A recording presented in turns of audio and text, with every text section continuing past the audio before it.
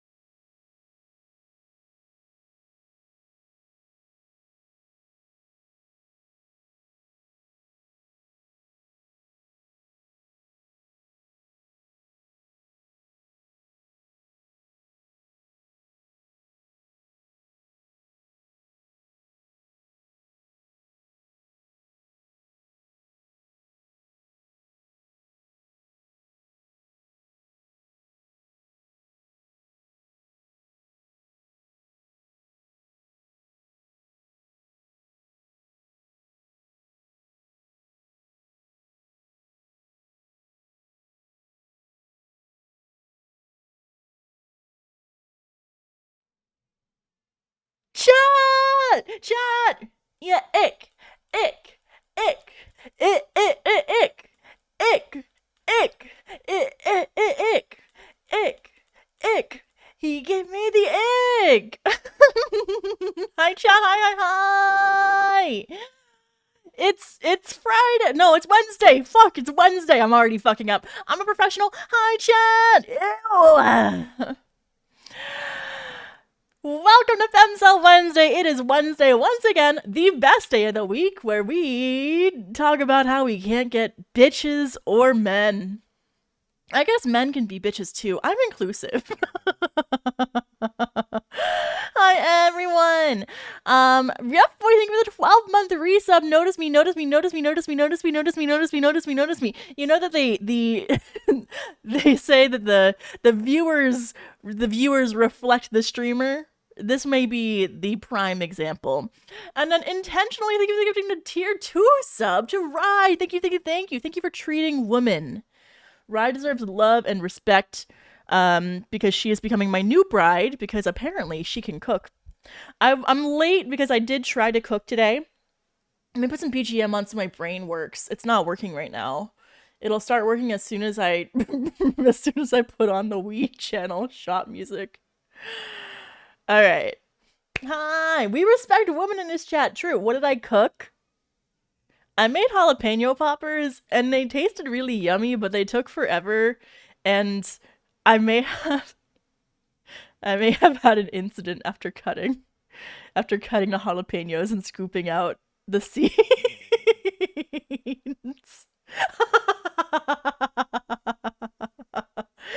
Anyway, wash your hands after you cut jalapenos and don't touch any mucus membranes. That's all. Did I touch my eyes? Not my eyes. Let's just say there's something else. Oh. Oh. Oh no! Oh no! That's a spicy meatball. I'm sorry, there's no meatballs down there. It's only what's like the equivalent? It's like a calzone. Is that the Italian equivalent of a vagina? We've all been there. Do men get there? Do men go there? I'll let it pass. The calzone has been accepted. Let's go! Wait, are calzones really an Italian thing? Is that a thing in Italy? Do people eat calzones in Italy? Or I thought that was like an American thing where we made pizza into like a dumpling. Would you say, oh, I guess the Italian version of a dumpling isn't a calzone, but it's a ravioli, right? I can't believe the Glitch Stars official account retweeted my going live notification because I don't feel good about posting that. Let's just say that. I knew I had to up the ante somehow, so this is where we landed. No, ravioli is the Italian version of a Pop Tart. Wouldn't it be the opposite? wouldn't wouldn't a Pop-Tart be a calzone and then a ravioli be a dumpling? What the fuck is a Pop-Tart anyway? Where did those come from? Who invented that shit? Like, it's like a pastry. Pop-Tart origin. I need like the Pop-Tart origin story. You know? A toaster ready breakfast. Combination of toast and jam. Because there's no way it's a completely unique pastry, you know? It has to be like derivative of something. Related products, advertising, lawsuits, recalls. What is the Pop-Tart the original? It came about because of dog food. What? Isn't it just a crappy American Danish? No. You're thinking about a toaster strudel. I can't look at a toaster strudel the same way anymore. I can't even think about it. Rough Boy is the only one who can say something is the Italian version of something else. I'm banning everyone else. Mod abuse, mod abuse, mod abuse, mod abuse. The mods are getting power hungry. Ugh. I hope you had a great day today, chat. I took the day off of work because I was feeling lazy. I haven't slept well the past few days because my brain won't turn off, and all I do is like look up schizophrenic drama shit on Twitter. So I'll be scrolling for hours, looking for my next hit. I'm addicted. I need my drama, or else I won't survive. I need it. I just share the schizo drama. I don't want to become a drama channel ever, because like I feel like that doesn't sound healthy. When did I ever say that I was a healthy individual, huh? Any tech drama boiled up? Ooh, we do have tech drama, but I think that tech people are just boring and stupid. I say this as a tech person. There was one that was like, where is it? Oh, it's like a wholesome use case for AI girlfriends. I was like, I don't know. We should be supporting like social work and not AI girlfriends, right? Wholesome. Sadly, covering drama just leads to being dragged into drama. That, and it's like a scarlet letter on your account, you know? Nobody really wants to associate too much with people who do like drama content. Wait, you took the day off of work, but you're at work? Okay, well this is second job.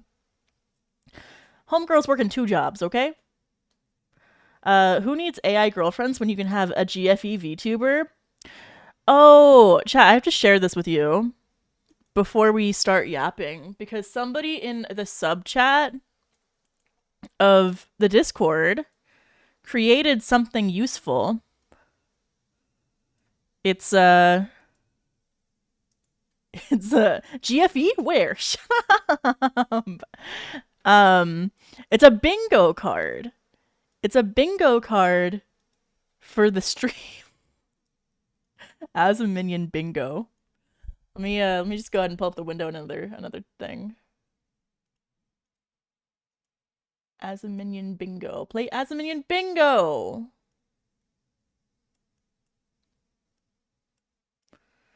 Let's generate our card.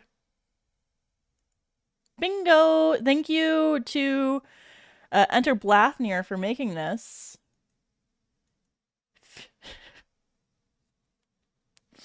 Now with some images. It's pretty good. I'm the luckiest girl alive. 30 plus minutes late to stream. I feel like this should be a free space, you know? That should just be a free space. The GFE one kills me. Yeah, GFE in the title, there is no GFE. Do you not think that I'm GFE, chat? I was told I'm GFE. Is it not? I guess I'm like little sister experience, except for little sister is like, she's like old and like annoying. Whereas other ones are like, I'm a little sister, but I'm like pedo bait. Zeta simulator. True. Do not say that. I mean, I'm not that. That's how some people are. People are like that. There are some streamers that are like, oh, I got little sister experience, and it is like, Oni-chan, give me a kiss on the forehead. Listen, I'm not kink shaming, but I think if you like that, then you don't have a little sister. You've never had a little sister before. It's not my fault I have ADHD, and it's not my fault I'm neurodivergent. That's 2 free spaces. You said that willingly. Well, I'm not that. See, I'm not like the other little sister streamers. Oh, Nishan, can we fill out tax papers together? My dad does my taxes for me, and my brother. I think my dad does taxes for like everybody in the family. Be honest, are we more annoying than Zeta? Well, you guys, you haven't given me trauma from like fighting games, so I'm not traumatized by you yet. Leah, are you getting Taco Bell tonight? No, I gotta tell you about my dinner tonight. I was cooking. I cooked jalapeno poppers, and I burned some parts of me, not of the poppers. They turned out great, but the what is it? What was I talking about? God, I'm lost. The Oh, and I had I had one of those lean cuisines. It was lean cuisine spaghetti and meatballs, and then jalapeno poppers. And I was eating it, and I was like, I would not serve this to another individual. A lean cuisine? Oh, for you Europeans, you may not understand this. A lean cuisine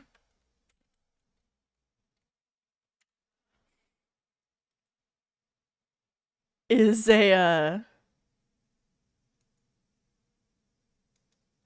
it's like food for like women with eating disorders. I mean, I don't have one because I had other food, but it's like a not sponsored by the way. It's like just like a really sad frozen meal for like white women. My soul is crying. Oh god, that looks sad. You don't judge my life. You don't judge me. That has to be the whitest woman meal I've ever heard. Are jalapeno poppers white people food? Can I get a poll in chat? Are jalapeno poppers white people food or not? Cause like, yes, they are now. Oh, because there's got to be some other people who like eating cream cheese shoved into a jalapeno and then covered with bacon, right? It looks like canned spaghetti. Would it be cheaper for me to buy SpaghettiOs and eat that instead of buy a lean cuisine? Thanks for following Kilovana. Welcome. We're in the stream. Cultural appropriation. It's definitely... Listen, we have Italians here. Whenever I go visit Danny in New Jersey, I'm always surprised by how much better the Italian food is there than, like, where I'm at. Why buy spaghetti frozen when you can just cook noodles and add sauce and frozen meatballs? Because I put this in a microwave for 5 minutes and then it's done.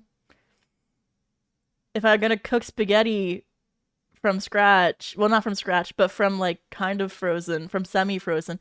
When I was growing up, there was a whole like food channel show called Semi-Homemade. It's the one with the lady who did the 2 shots of vodka video. You know that meme? Sandra Lee! Yeah, Sandra Lee, my goat! My mom, I fucking loved watching the cooking, the Food Network when I was younger, when I was a kid. Obviously, it didn't help me much. Yes, Semi-Homemade with Sandra Lee.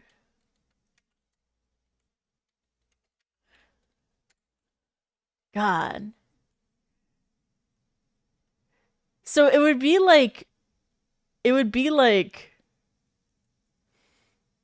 everything had some other product in it. Right? So it wasn't completely homemade. It was semi-homemade. Oh, this looks disgusting. Let's watch her make a smoked salmon quesadilla, because that sounds like a horror.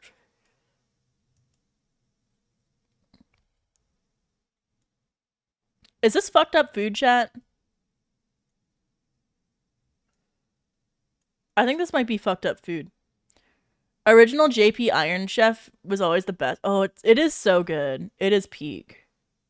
But this woman would go and she grabs like pre-made things in the grocery store, and then she turns it into like a meal. Now this is a very special cheese you have picked out for us tonight.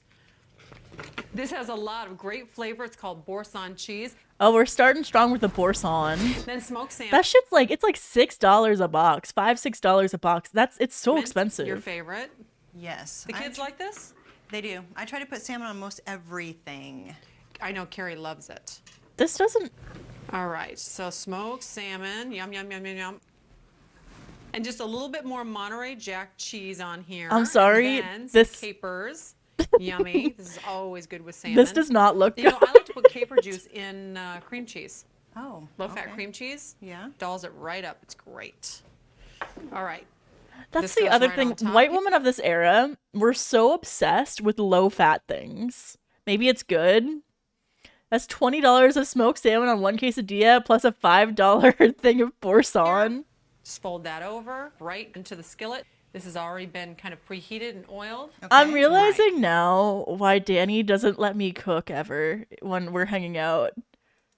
Now, while that happens, I want to cut the avocado. Your kids like avocado? They love avocados. They don't like a lot of green stuff, but avocados they He's like. right Tell me for what the it. green stuff I can get away with are. Well, they'll eat broccoli. They'll eat avocados. They I don't am like in. spinach. They don't like Brussels sprouts. But don't worry. They'll let you know what they like and what they don't. Okay. Well, Brycer is so sweet. I'm sure he will eat anything I make. Yes, and he will help you, definitely, for sure. I love learning all about these women's children. Okay. Now I'm just going to cut these. Are you almost I done don't know there? what gave it I away, am. Leah. What Listen. time is everybody coming? They're going to come Because in Danny just doesn't a want little to while get now. poisoned. Alex is coming. You remember my girlfriend Alexandra? Yes. Okay. She's very And- tall. I don't know, cause like he'll eat like something that's like sat out all day. She's beautiful. Very She's a little beautiful. Greek goddess. And I'm done with this avocado. We'll use the rest of that avocado for a mask tomorrow. This looks like shit. Oh, that's a good idea. Leanne's coming White to bitches love Alexandra. avocado Leanne on has everything, a very true. interesting husband. That is That true. looks good. Does that look However, good? I say this as a white if bitch. you burn it, the kids won't eat it. Okay, So I make have to sure you remember watch that. it. These are pretty good. You want to try a bite? Oh, thank you. What is she making? I ran out of my meat, so. Okay. Now this No! requires half a cup No, not the sour of cream. sour cream. All right. I And assure not you, low-fat. whatever this meal is Not does low-fat, not no, need No that. low-fat. And some dill. This is not cooking. This is throwing up unseasoned pantry Okay, items that together. quesadilla looks done. You want to put that right here? Okay, let me move this off.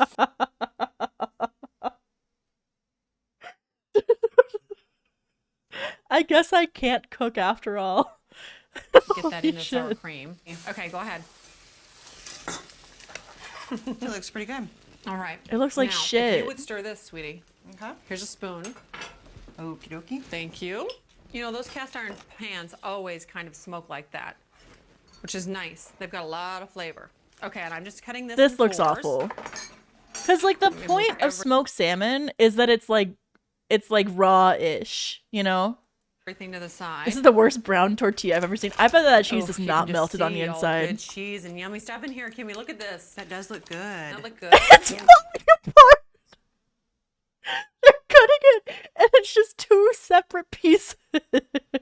So you just want me to stir this up like this? Great. Okay, now let's put a little dollop of sour This cream. is maybe right fucked up there. food. This is And then fucked we'll up serve that on food. the Right in the side. center? Right there. Okay. Oh, that looks More. real bad. And if you think Notice I didn't eat it. Anyway, that's like, is this the one where she's Dirty got Marys. That's, you want to put some ice in there. I'll get the two tell shots you, we of need to two do shots of equal vodka? parts of pepper vodka, yay. regular vodka, and of course tomato. Why does every guest that she have on the show, why is it always another white blonde woman? Does she just have like a gaggle of white blonde women at the white blonde women at the country club? In the immortal words of Gordon Ramsay, it's raw. True. Leah, have you tried omurice? I love omurice. There are thousands of them. True. It was Food Network in 2005. True. This is 2007. They're both fake blondes also. Yeah, you can see their roots. If you ever wanna cut a blonde woman like deep, just say you can see their roots, and it's like it is the pettiest and bitchiest thing you can say to a white blonde woman. We fucking hate it. We hate it. It's like it's the worst insult. It's also one of my favorite insults. Jerome, thank you the prime sub. Thank you. I really appreciate it. Just one more sub until we do the Bionicle feet tier list. We need Good Eats. Oh, I love Good Eats. Gosh, the Alton Brown guacamole recipe is so good. I'm sorry. It's on the top. You see it's right on the screen. Can I undo the sub? No, don't leave me. Hi, Danny. The what? The Bionicle feet tier list. Can I sub twice? I need that Bionicle feet list. True. I never understood the fascination with blondes, black and chestnut hair. Please don't say my username. Thank you for the gifted tier 1 sub to Gutter Snipe. Thank you. Really appreciate it. That hits our goal. Let me find the Bionicle feet tier list again. Tier maker. Bionicle feet. Alright. Now, I won't remember all of the names of the Bionicles because I am stupid, but let's go over to the other screen to continue. Let's go over here. Okay, I'm right, chat. Hi. We're here now. Bionicles? Yeah, Bionicle feet. We can do a normal Bionicle tier list too. As a special treat for hitting the goal. Let's see. Alright, Bionicle feet tier list, chat. Alright, we're starting off with this this gray blocky one. Should I just look up which Bionicles these are? I need like a list. List of Bionicles. Images. Oh my god, there's like so many of them.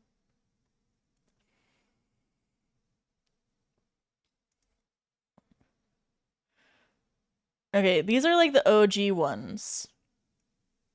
Makuta feet. Okay.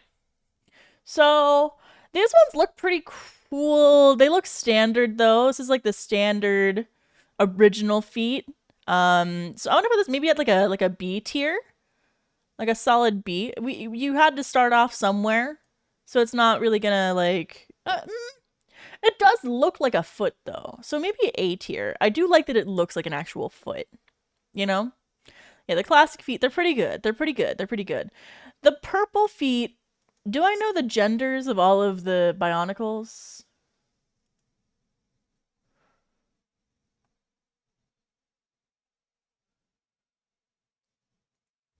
Genders of Bionicles. Because I know one of them is a girl.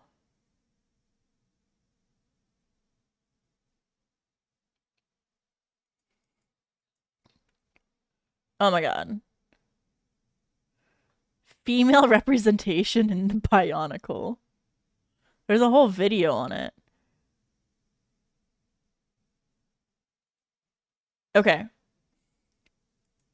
Blue use feminine pronouns. I'm glad we have the Bionicle autism chat here today to represent. I mean that in the best way possible.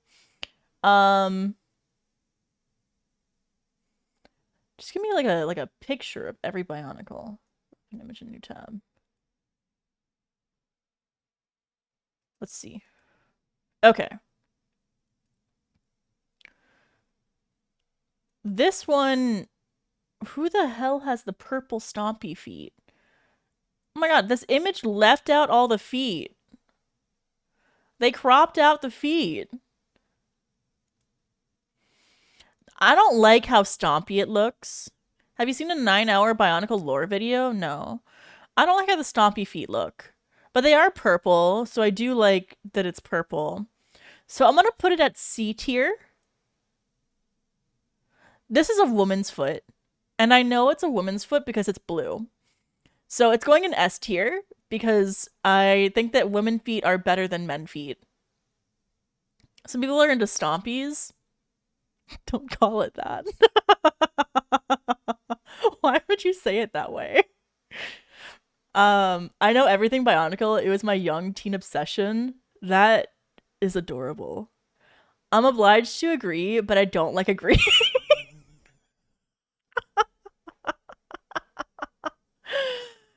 All right, purple. No, it's gray, but like wide, but like not too wide. I think we put this guy at B tier.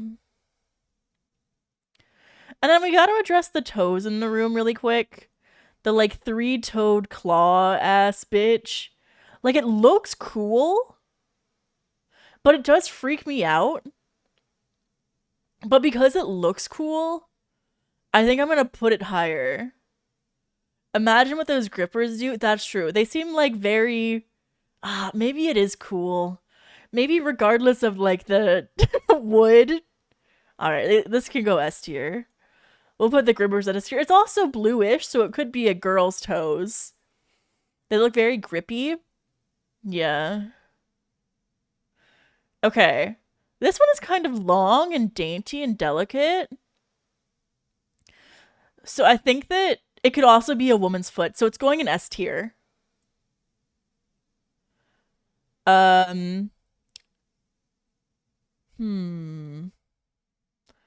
Yellow, wide, kind of frumpy. No, we're putting this in F tier. I don't like him. I don't like him at all. I don't like how he's looking. I don't like how it's looking at me.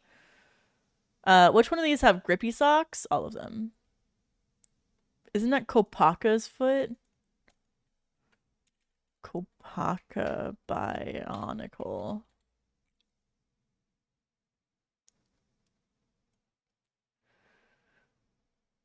I'm an adult. Yeah, the long, sexy one is Kopaka.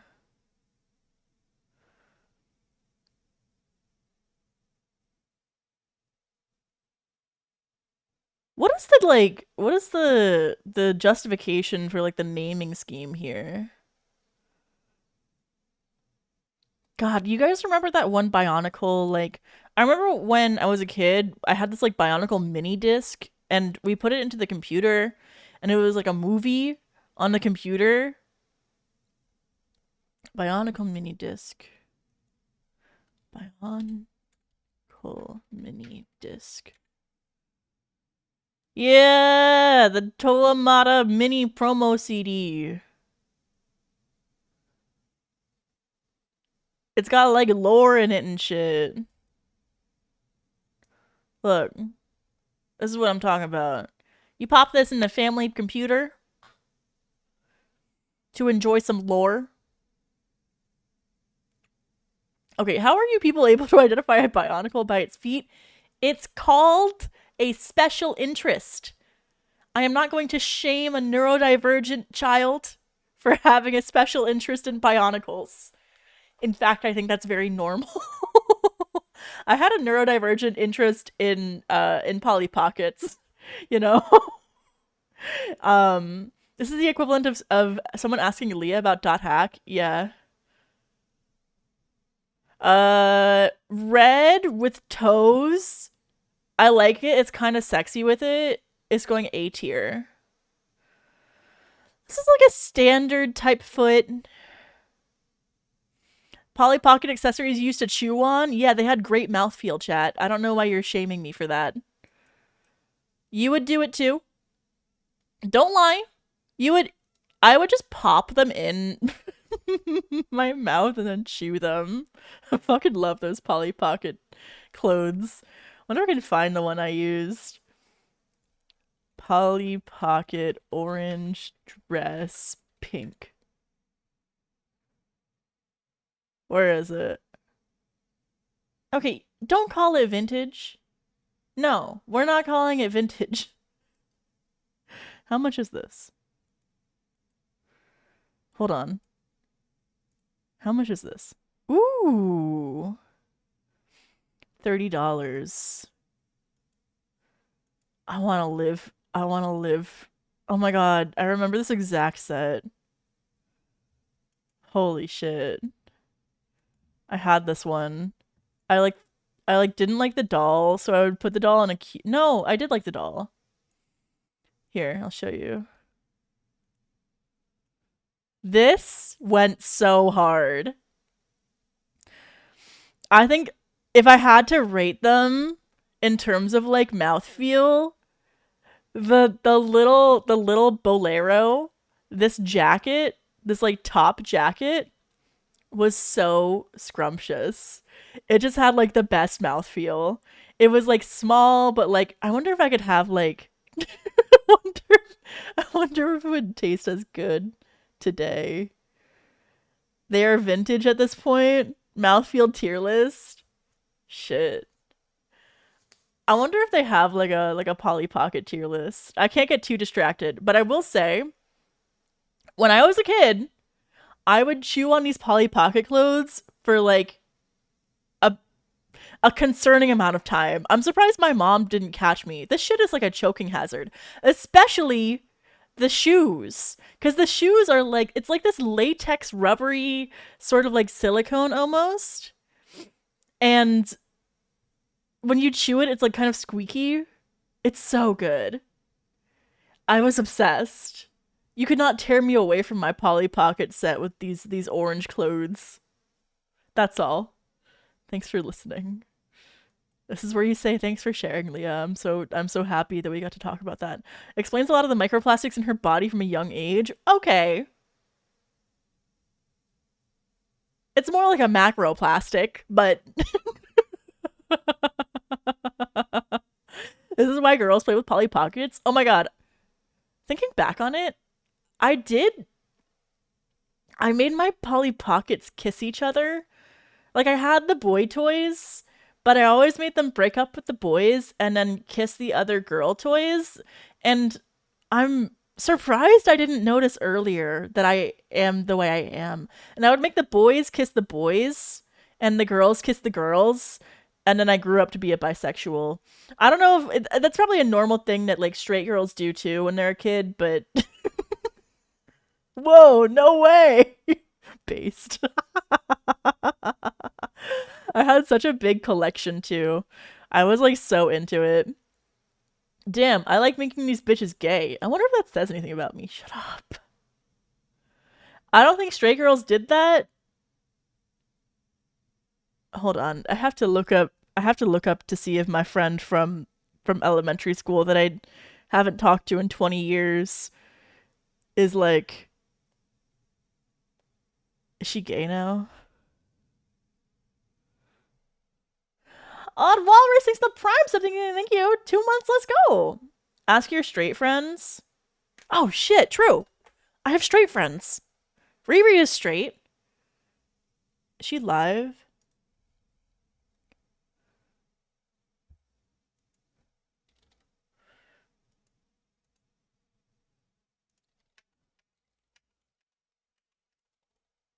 I need to ask you a question. We learned Maple is straight the other day. True. I taught my sister how to play with her dolls when she was small, and I made all of her dolls act like bitches, and she played exclusively by making her dolls act like bitches. That's just being a girl. That's just being a girl. That's what girls do. That's just what girls do. It's just girly things. That's normal. Unexpectedly straight. Yeah. I think that everybody makes their dolls into bitches. Because, okay, pleasant women don't create drama and conflict. Good stories need conflict and resolution. You can't just expect, like, two girls getting along, going shopping to be like, what you're gonna do with your dolls. No! These bitches are cheating on each other. They're kissing boys in the club. They're going outside and they're mashing together That's what they're having. It's not sex. No, it's slamming the dolls against each other because we don't know what sex is, so we assume it's just kissing. You get it, right? You get it. Just as people are likely to chew on plastic or whatever, no matter the affiliation. Yeah, dolls are meant to be bitches. Anyway, the bionicle feet. These ones look slick and cool and kind of like cool in like a handsome way. So it's going B tier. Maybe A tier. I don't like these green roach looking ones. I don't like them at all. That's going F tier. And what the fuck is this? Some sort of like blade? That's pretty cool. I like the blade. It's like a stiletto. Stiletto. Ice skate feet? Based. I don't know what I'm looking at, but it looks... Okay, I don't mean to like sexualize the bionicle feet, but this is giving... It's giving C-word. Like, up here is a certain part, and then down here is a certain part. You got the menorah, the majora. You know what I'm saying? No? We don't see the mouse. Oh, well. That seems like a you problem. Here. Georgia O'Keeffe ass looking foot. It does. True! Georgia O'Keeffe looking ass foot. It took me a second to realize. It's a Georgia O'Keeffe foot. We love women. S tier. S tier foot. This wide one is ugly, but not like the ugliest. This one's got toes, so I think the toes always go higher. This one is boring. Put it C tier. And then this one is kind of ugly. Yay! That's the Bionicle feet tier list. Man, Bionicle's really cool. They have a Polly Pocket tier list? Tier maker. Yay! Polly Pocket. Polly Pocket characters? No. Oh! Oh shit! Holy shit! Holy shit! Holy shit! The Polly Pocket clothing chewability tier list maker. Holy shit, we are so back, chat. We are so back. We are so back. See, it's not weird. You made this. I did not, but God. Okay. We're starting with a large ballroom gown. I would say that the bigger normally the bigger the better, but when I was a kid it was too big for the mouth. So I think that it's a tasty treat, but I wouldn't rate it as like squeak quite there because it's too big.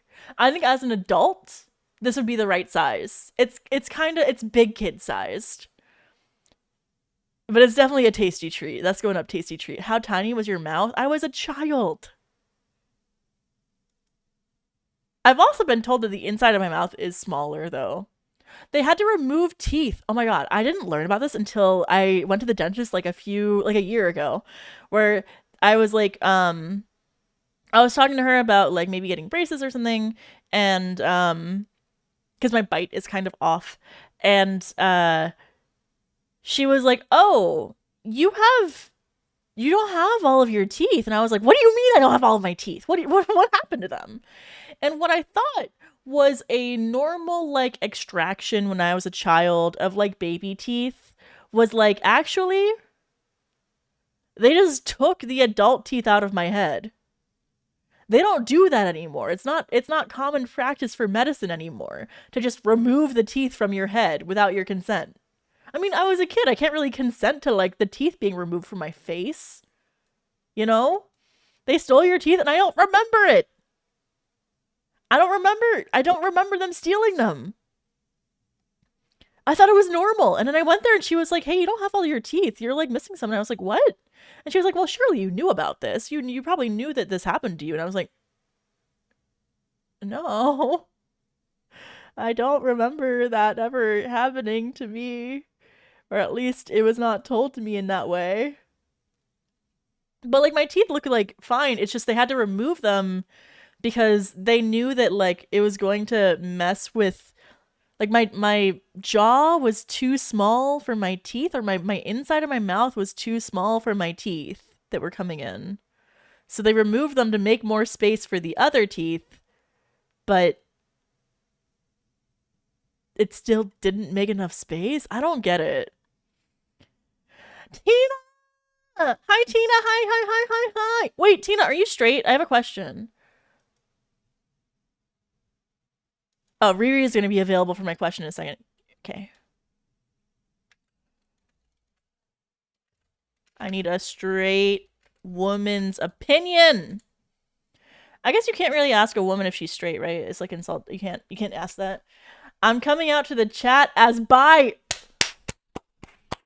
We got another one. Thank you, Tina. Thank you for the raid. For Tina Raiders, if you're new here, my name's Leah Asmov. I am a feminist. I love women's rights. One of us! Me and Tina classically always bonding about feminism and being bisexual. I love women. Sure, buddy. And you've stopped in for Femcel Wednesday. We'll eventually learn about semen retention, but we have a bunch of Reddit things to go through right now. And today we're talking about how chewable Polly Pocket clothes are. Everyone loves women. That's true. Women are so attractive and hot and cool and capable of anything. Women can do anything. The bi gang gets stronger every day. Let's go! One of my favorite things about being bisexual is never making a decision ever. I've never made a decision about if I want to pick women or men. I've never made a decision about, you know, what to eat. Just have everything. What the fuck? Why are multiple people talking about chewable toys? How chewable toys are? They're so chewable. It's because they were chewable. Women are just amazing. That's what I'm saying. We're waiting on Riri to finish asking her cats. Wait, no. We're waiting on Riri to finish feeding her cats so that I can ask her if she made her toys gay or not. Frozen Soul, thank you for 3 months to Tina Huge. Thank you. What is this? Nova. We're talking about how chewable Polly Pocket clothes are. Did you have Polly Pockets? Wait, so Riri is our token straight for this question? Yeah, Riri is straight. Oh, Nova is straight. True. Nova, you're straight. When you were a kid, did you play with dolls? And then when you played with dolls, did you make the girls kiss the other girls and the boys kiss the other boys? Or did you have them be straight? Because I made them kiss the same gender. You never chewed on them? Jail. You never understood the true joy of chewing on the Polly Pocket clothes. It was like a stimming toy. I used to have a single Ken doll and I threw it out. Based alert. Based alert. No, I took my brother's action figures and made them date my Barbies. Ladies and gentlemen, she's straight. Is this a Polly Pocket tier list? It's a Polly Pocket true ability tier list. Nova just likes yaoi ships. Did you ever make the action figures kiss each other? I think it's normal if women make the boys kiss each other. But it might be a bisexual thing to make the girls kiss each other. No. Maybe it is a bisexual thing. I only wanted them to date my Barbies. Wow. You're just a Fujo. I just enjoy love in all its forms, chat. Well, most of its forms. Some of those forms are not right, right? Wait, this is our litmus test to see if someone is in the closet. It's foolproof. It is foolproof. It's foolproof. Oh, Riri's here. Give me a second. Let me change the BGM so we can hear her. We can call.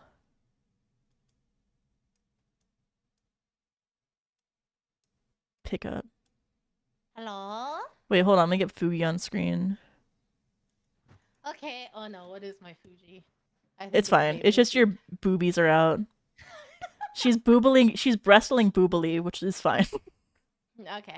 Okay, Riri, I had a question It's for the you. women. Yeah, Okay, so you're straight, right?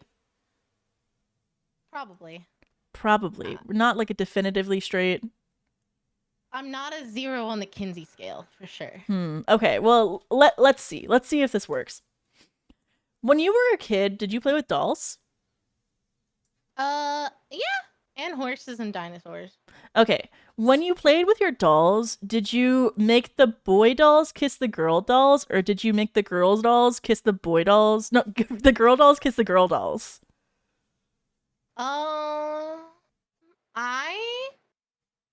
Well, for a long time I didn't have a boy doll, but I don't think I ever made any of the dolls kiss each other at all. What? So Wait. I There know- was I know. wait. How did you play with the dolls?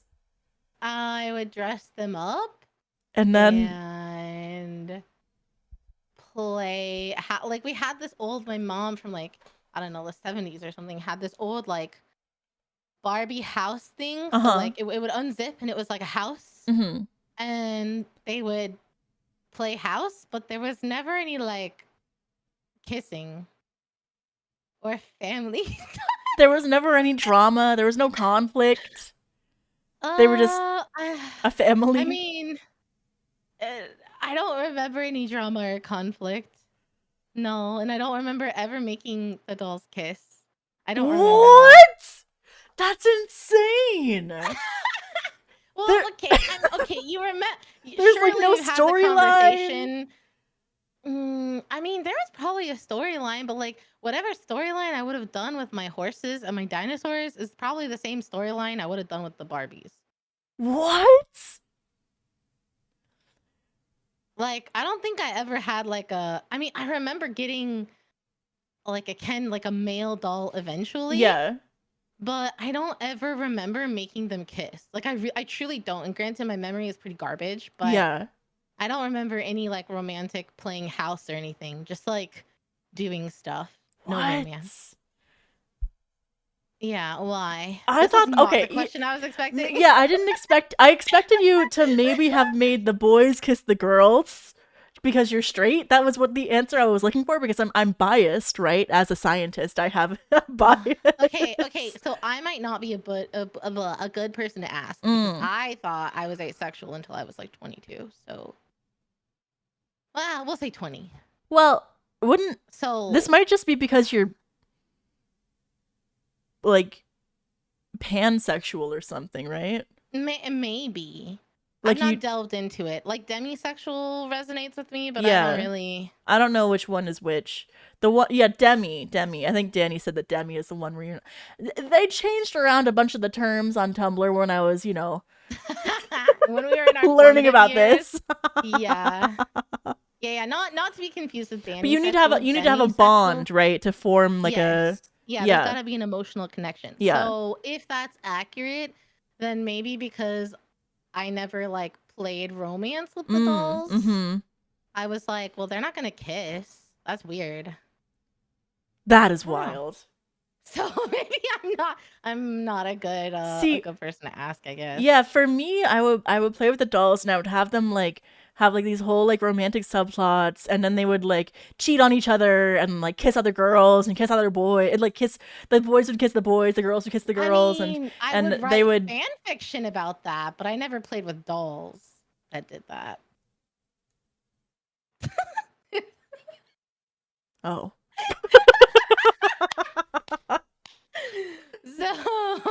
Okay. Yeah, sure. You're like normal and healthy. That's nice. Yeah, Whatever, yeah, Riri. yeah. Nobody asked, Riri. Nobody asked What? if you were better than What? I think you're the more normal one here. Making the dolls kiss is so normal. Is that I just never normal? thought about it. I think so. I think that's super normal. We should look into maybe this is like a child psychology question. I was thinking that. Kana! Kana. I think it's very normal to like play family, make them kiss. I mean, I see my But like it seems like nieces playing and family stuff is do normal. I think making them kiss is normal. Like kids Yeah, do but that I wasn't kinda making stuff. them just playfully kiss. I was like, they should make out in a hot tub, and then they should behind the back talk about the other person, and there should be all this drama and stuff. And I was like, oh, Yeah, but how old were you when you were doing that? maybe like 7. Okay, I mean, I was writing stupid little fan fiction like that when I was probably like 8 or 9. I was for sure like role playing with someone I shouldn't have been online at that age. What? You So, were groomed? I don't think so. But okay, you remember AIM? Yeah.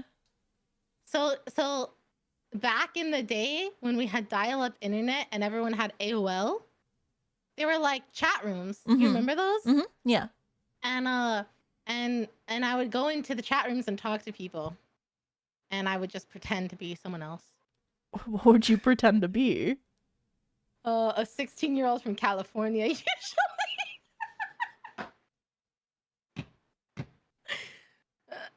Oh my god.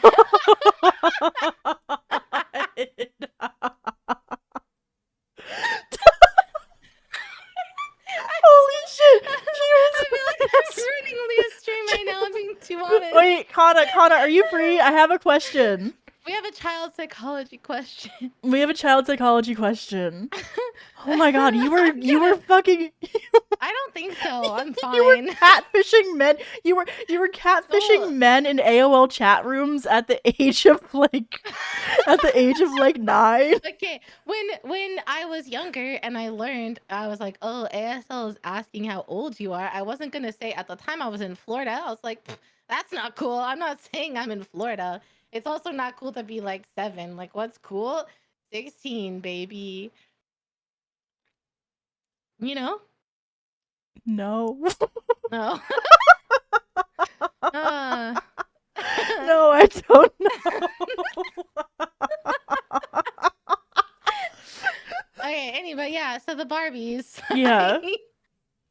It was just normal family play, and then you were like, what did you talk about with these people? When you were pretending to be 16 and from California, when you were 9 years old, from Texas. I remember talking about like hobbies. Oh. And people would message you and they'd be like ASL. And then, there's some things that happened that I definitely didn't understand at the time. Did they like conversation that I was like, I don't know what this means. I'm just gonna go along with it. And then I think about it later. I'm like, Yeah. Yeah, like maybe your parents should have moderated your internet usage. Oh yeah, they saw at some point and they were like, "What is this?" And I was like, "I don't know. I'm talking to people." And they were like, "You're not allowed to do that anymore." So then I just wrote fan fictions instead. Oh, great! I promise I'm fine. At least in that regard, I'm fine. Wait, hold on. Let me get Kana. Let me see if Kana's free. Kana. Let me message her. Why do I have to scroll? I don't like that. Far? I don't like that Nova saw that. I was gonna hang out with her soon. Oh and now she knows no, how Nova's weird so I am. chill. Well, Randall, that's I'll talk about it, but not on a stream. I'm on it. I'm so that's fine. crazy. I promise. I'm fine in regards to that. No one needs to be worried about that. That did not scar me. Okay, I'm moving us over to the No Boys Allowed. Oh, okay. Hold on.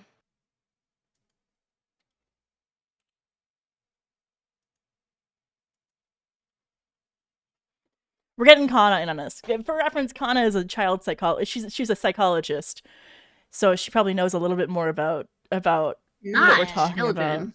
No, but Well, okay. you know some stuff. You know, I've so I'm taken sure you took 2 like A psych classes. class. Yeah, You I know took a what I child mean. psych class. Yeah, so it's not like you I don't got know. an A, so I'm an expert. Oh, okay, cool. Yeah, I don't know Yeah, anything seems about this. Anyway, I alright. got an A on this graduate school class, so I have at least some base knowledge of it. Yeah. So we were talking about how kids play with toys and if that reveals anything about their sexuality, because Riri was like, "Oh, I just had them play family and they're not gonna kiss," and she's like, what are you said the word before, but I forgot. Oh, Riri. I mean, demisexual. Demi. Maybe. Yeah. Mhm, Yeah. mhm. Okay. Leah asked, "Did you make the girls kiss, or the girl kiss the boy, or the boys kiss the boys?" And I was like, "I don't think I ever made them kiss." Ah. Because she was Eh. just having like I normal don't- play where they don't- pretend to be I don't families, like and then that. and then I Yeah. was like making that them like cheat on reaction. each other That behind their backs, tracks. and then kiss other girls and then kiss other boys. What did you do when you were Yeah. a kid? I was an only child, so I had to talk to myself. Well, Yeah, that's I what did the that dolls are too, for. as an older And sister. that tracks.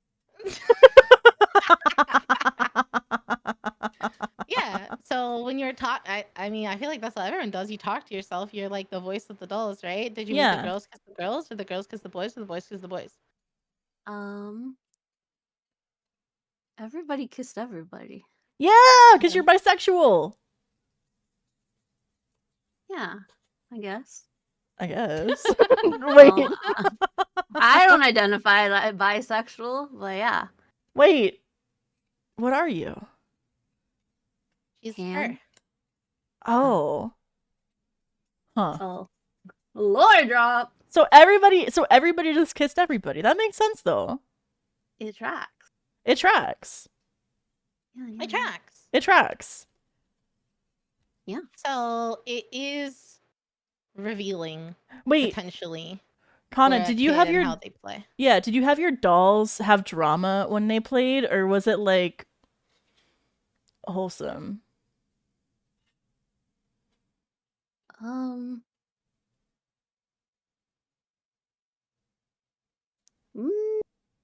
I mean, I also play with brat dolls, and like, there's always drama with the brat dolls. Right? There's always drama with the brat True, true. dolls.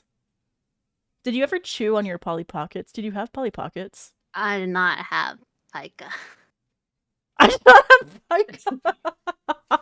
This is had separate those, from but- Pica. Uh-huh. Because you don't want to eat it. You just want to...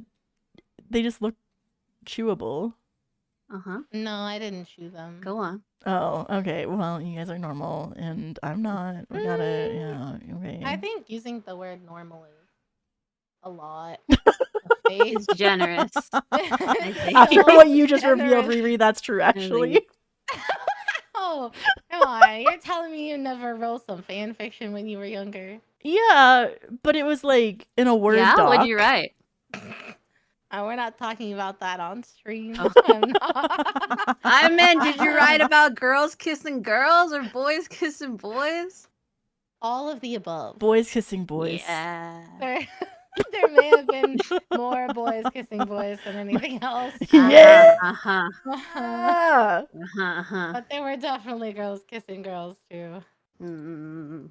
Are there like studies about how kids play with toys and if that reflects anything about like their personality or their sexuality? Yeah, definitely. What does the science say? When I wrote fanfic, it was always straight. Oh, really? It was like never straight.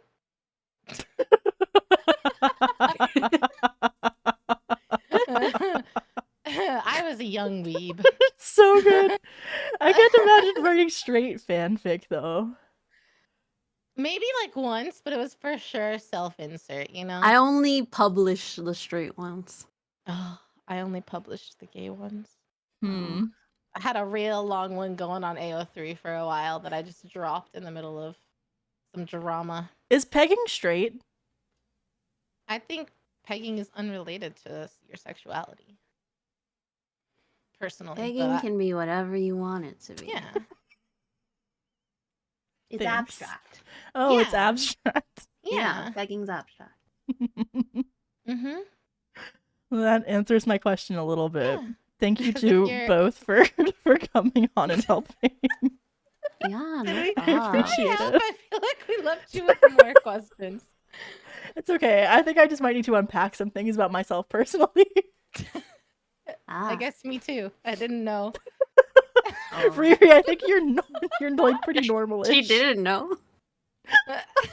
Oh. Her reaction when I was like, "Oh, now that I think about it, I didn't make anybody kiss," was concerning, and I was like, "Oh, I didn't know this was not normal." But now that you mention it, I mean, probably not. it could be normal. I don't think so. I've seen a lot of kids recently, and they all make the dolls and stuff kiss people. Maybe.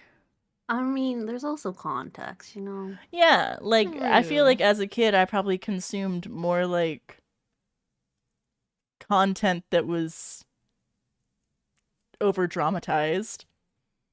Mm-mm. I Than, was like, a other super kids. naive kid. Like I was a late bloomer in many aspects. Were you religious? I was raised going to church. When I moved to Texas, I stopped.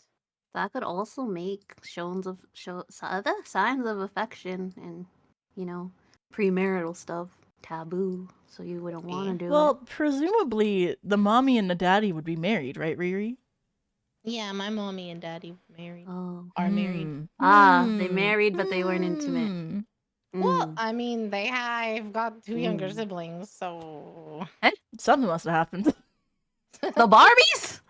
Oh, Yeah, we were talking about the Barbies. I thought you meant me. Oh, no. Not talking about your. I'm not gonna call your father Oh, that boy. word. Your parents are lovely people. Yes, they're delightful. You didn't sign up for this. I'm sure they would be saying hi right now. They miss you guys.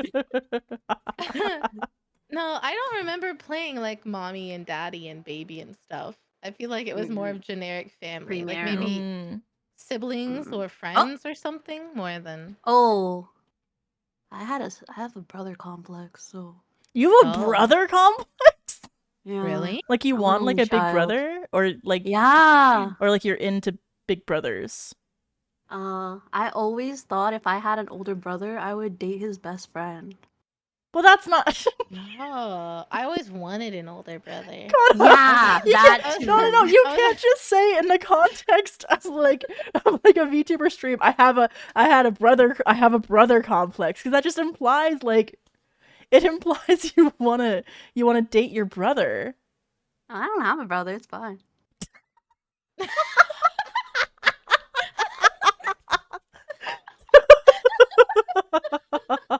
I mean, she has a point. This is why there's so much. This is why OreoLemon exists. That's why that show was written. Well, I don't have a little sister, so. Okay. I learned so much. You learned so much. Thank you both for talking to me about this. Anytime. I'm gonna go talk about wanting Anytime. to chew on toys. Oh, okay. Okay, have fun. Love you. Have Thanks. fun. Uncover you. more sexually. I will. Bye. I'm gonna learn so much about Bye. myself. Bye. Oh, I love it. Wait, everybody go follow Kana and Riri. I'll have Prince Ah, do a little thing. Bye. Bye. bye. What delightful young women. You learned so much about yourself today. That's what, honestly, I stopped doing therapy and started doing Femcel Wednesday, and I think that's better for me emotionally. We are so young and delightful. So true. I learned so much. So, I guess if you're straight, you make the boys and the girls kiss. And if you're anything else, you do anything else.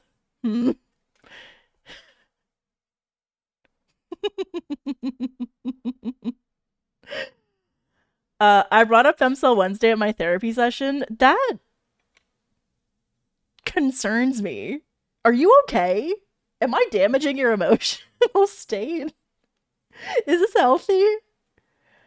I'm happy I ain't the only person with problems in my head. It makes me feel like part of the hive. Follow us and be our older brothers. Connor!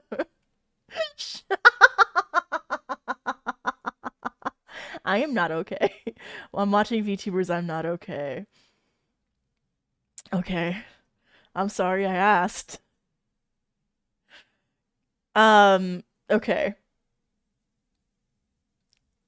So today we learned that the straights are boring. No, Riri just had a very privileged, well, a very sheltered life. So she didn't know that the boys and the girls would be kissing in the hot tub. I wonder if I can find a specific hot tub and show you. Polly Pocket Party Bus. Oh, this shit rocked. Chat, you don't understand the pure joy that was the Polly Pocket Groove Party Party Bus. This shit went so hard. This doesn't even have like the... It doesn't have the hot tub. I would combine this with the hot tub one. Where's the hot tub limousine? Polly Pocket hot tub limo. Oh, this shit went so hard.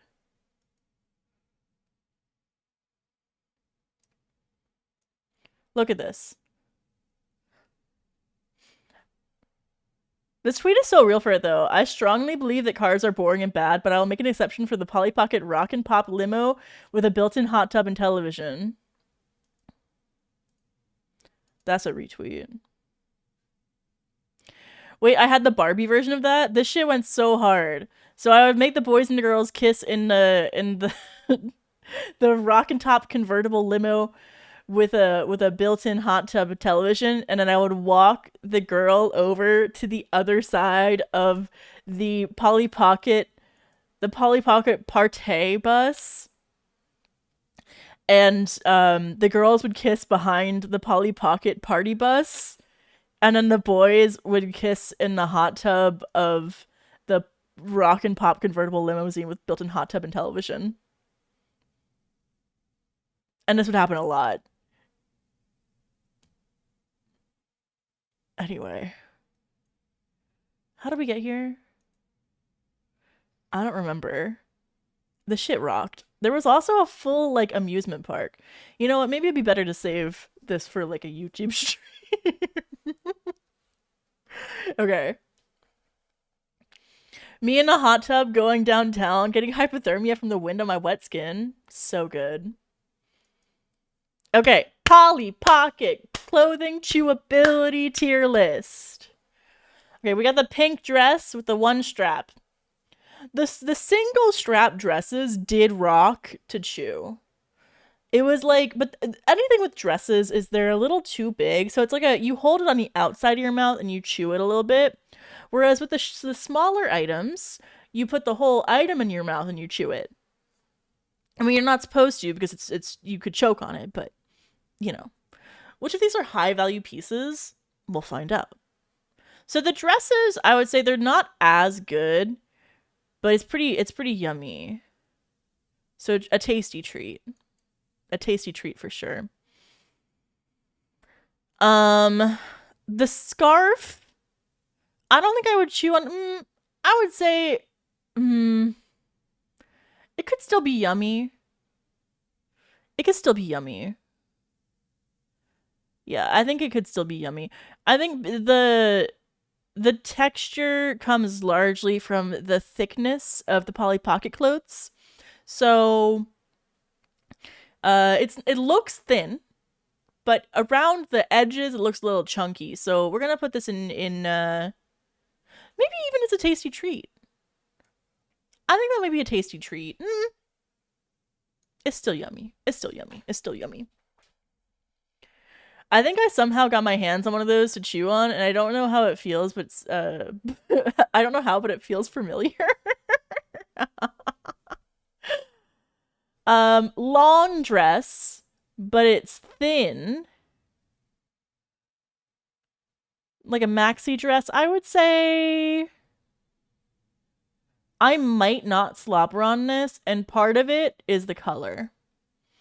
It doesn't look appealing enough as a child to snack on. You know how when you this is the issue, is the Polly Pocket clothes that look delicious are the ones that are colored like candy. Like, these are just Skittle colors, you know? And this blue color up here, it's not as candy. It's not giving candy. What is this? This is an orange hat. The orange had a better texture than the rest of everything else.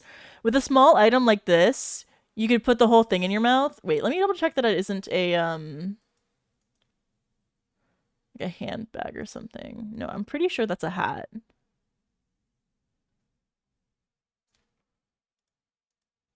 Orange hat. Polly Pocket.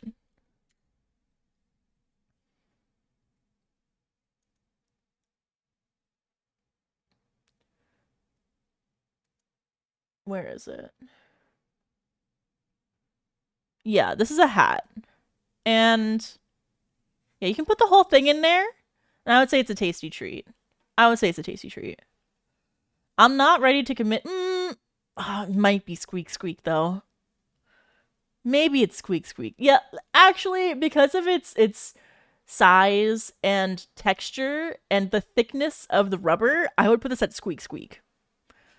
It just feels like it would be so squeaky, you know? I'm surprised. I understand why you Americans can't have Kinder Surprise. Blue is psychologically unappetizing. That makes sense. Okay, we have a yellow top, but it's like textured. Actually, if I zoom in, maybe it's better. Let me zoom in.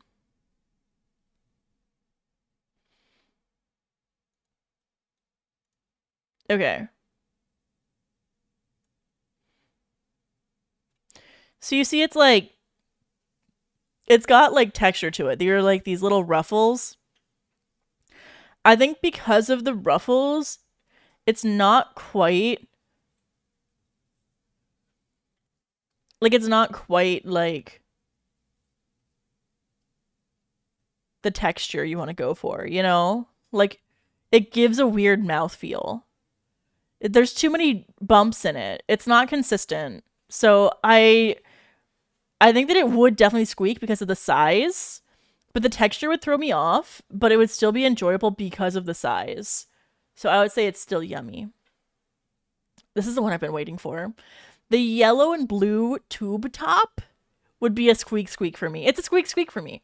It's the size, it's the way the rubber lines up around the whole thing, right? It's like a tube. It's like a little chew tube. This goes hard in your mouth. You could flip it inside out and chew it a different way too. Makes my gums feel good. Makes my gums feel real good. Oh, we got the wig. I think the wigs are made of hard plastic. If I'm not wrong. Wig, hard plastic. Wig, Polly Pocket. Yeah, the wigs are like this hard plastic that pops into the back of the head. God, the more I think about it, the cooler these dolls were. So this is like the rubber receptacle for the wig. And then this like peg would go into the holes on the wig, so you could do like all sorts of arrangements with the hair. And then the wig would go on the doll. So fun. What a good toy. They don't make toys like this shit anymore. Sorry, I'm a YouTuber. Could you explain what is happening on your stream? My childhood. We're talking about how yummy it is to put Polly Pocket clothes in your mouth. It's content. Okay, so wig, hard wig. I'm gonna say I would not chew on that. It's not yummy. That is not yummy whatsoever. Mitchie Soren, thank you for the raid. Welcome Raiders, welcome. I hope you had a great stream. Femcel Nation, rise up. Let's go. Prepare to be smitten and love bitten. Oh, that's crazy. Welcome, Raiders. I hope you had a great stream. My name's Lee Asimov. I'm a Femcel. We're talking about all things relationships today, but also a little bit about, hashtag relatable content. How yummy it is to chew Polly Pocket clothes. Femcel Nation is so not my raid message.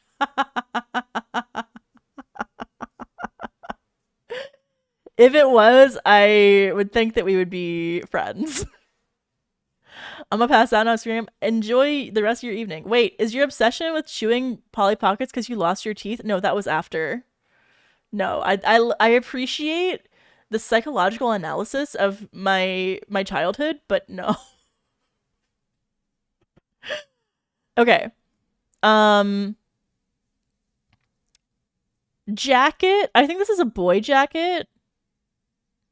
I don't like the jackets. So I would say I'm not going to slobber on this because they were thicker than the other clothes. So it had a different, like, squeak to it. It was, like, too thick. Okay, shoe. Would I chew on a Polly Pocket shoe?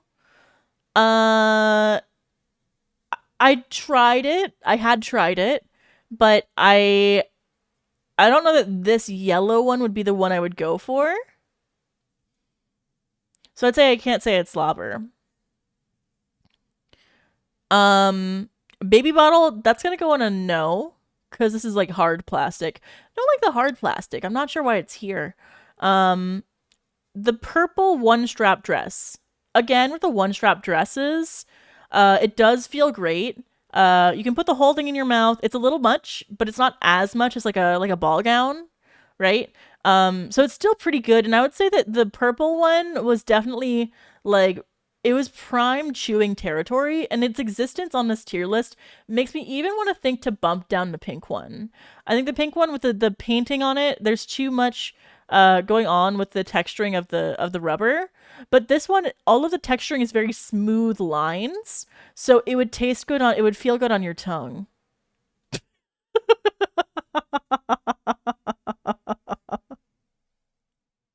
It's like what? It's like Autistic Woman Explains the mouthfeel of a Polly Pocket clothing item. I think you should make a tier above S, which is like the perfect chew. Yeah. Maybe I should. Oh, there's some bangers here. Okay. The red booty shoe. Red-heeled booty shoe. So the thing about the shoes is that the heel has a certain flickiness to it. Like you can flick the little, like, the rubber on the heel and it feels like a little skin tag almost. Like a little tag that you can just fiddle with. So I would say that this is really great to fidget with. But in your mouth, not as much as in your hands. So fiddling with the heel on the end is more of a stim for your fingers than it is anything else. It's like reviewing dog toys based off of mouthfeel.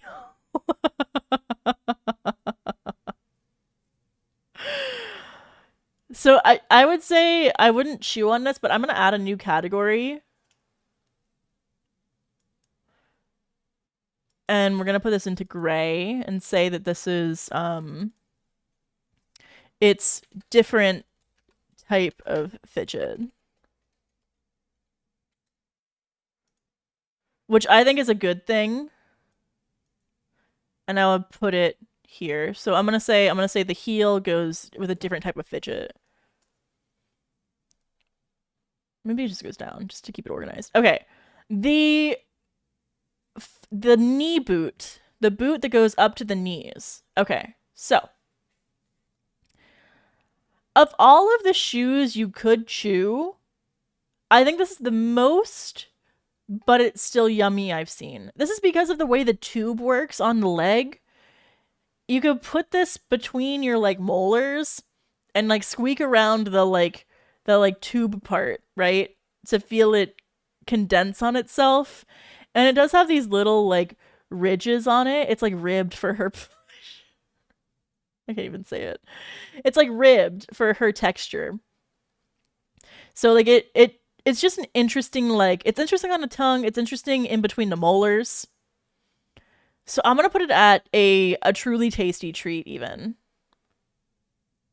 Ooh, okay. A spaghetti strap crop top. Purple striped spaghetti strap crop top. We're getting bonuses for it being a crop top, because those always have like the tube-like nature that fits so well in the mouth. Feels so good to like have the in-between of. So I would put this, I'm gonna put this at squeak squeak, because it definitely tastes delicious. And actually I'm gonna add another layer. We're adding another one at the top. This one's still red. Okay, this is gonna be pink, and it's the perfect squeak. The perfect bite. And I think the perfect bite is actually it's the tube top. The tube top is it's peak. It's so good. It's so good. The soda, I would say I can't say I'd slobber. I think that this was still rubber.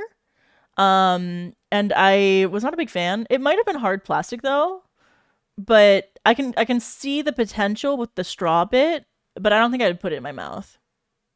Yeah. If that makes sense. This is the is this the autism put in mouth tier list? Because I agree with this. Maybe. Okay. Bathing suit. One-piece bathing suit. Blue one-piece bathing suit with the flowers on it. Again, we're getting tube. We're getting a little bit of like a deeper, more crunchy almost bite. It's not really crunchy, but it's like a thicker bite, right? There's more resistance because of the connection in the groin area. So I would say that this is, it's pretty yummy. And I might even put it at tasty treat, because I love the tube nature of it so much, and I love the size of it. I love how it fits in the mouth, but it's not too much. It's a good in-between. Oh man, this might be a tasty treat even. But the problem is that it's blue. So I might put this at but it's still yummy, because I think there's still more to come. I think we might be surprised by another bathing suit. I think that would make a good noise when squished in mouth. That's what I'm saying, right? Like, am I crazy? Okay. Ooh, okay, so this is like a blue crumpy crop. Blue crumpy crop top. It's got like ribs on it, but it's like dots. It's like braille. It feels like braille in your mouth. And I don't like the braille in the mouth feel. I'm sorry. I don't. I can't handle all the ridges on my tongue. It just gives me a weird vibe. So I would say I can't say I'd slobber on this. Okay. Sneaker. It's pretty good. I would say it could be still yummy, but I wouldn't really put it in my mouth because it's too small. It's not giving the right type of tube for me. Right? It's not the right type of tube. Ooh. Okay, this is the type of shoe I'm talking about. Okay, we got multiple little sections that would collapse on itself, right? Multiple little rings in the shoe, plus the flicky thing, the heel that you can flick. I think that this is truly a tasty treat. For a shoe, this is delightful. It's probably the perfect Polly Pocket shoe for chewing. But it's definitely dangerous because, you know, chewing the shoes is kind of like smoking. Like, it feels good, but really it's quite bad for your health because this is a huge choking risk. So I wouldn't be dangerous with it. You have to responsibly chew the shoe. You can't be irresponsible and thoughtless when you're chewing the shoe. Danger makes it more fun.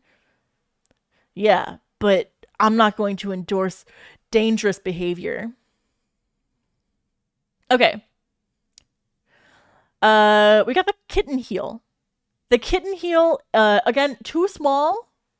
Too small. The top part not giving me the right type of like tube feel in my mouth. It's more like you can imagine just exactly how it would feel in your mouth, you know? And you just don't. I don't like it. I don't like it. It's too small, not enough bite. Yeah, there's not enough bite to it. It's a little chunky. It's not like chunky and it's not thin in the right places, you know? So I'd say I'm not going to slobber on this. That's not a slobber for me. Pink shorts. This is the most but it's still yummy Polly Pocket clothing there is. I would say because it gives almost like crop top gives, but because of the groin again, there's too much resistance in the middle, and it's because of the buildup on the sides, if that makes sense, right? It's not the same resistance you would get from the one piece. It's worse, you know?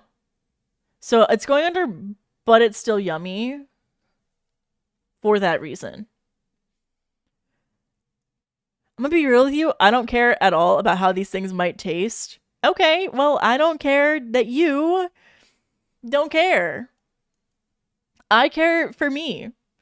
If anything is made out of wood or wool, it's an instant F, right? Yeah. Okay, the Avril Lavigne-esque tie on striped shirt, pink and black striped short sleeve shirt. It has a longer hemline than the other shirts we've looked at today, right?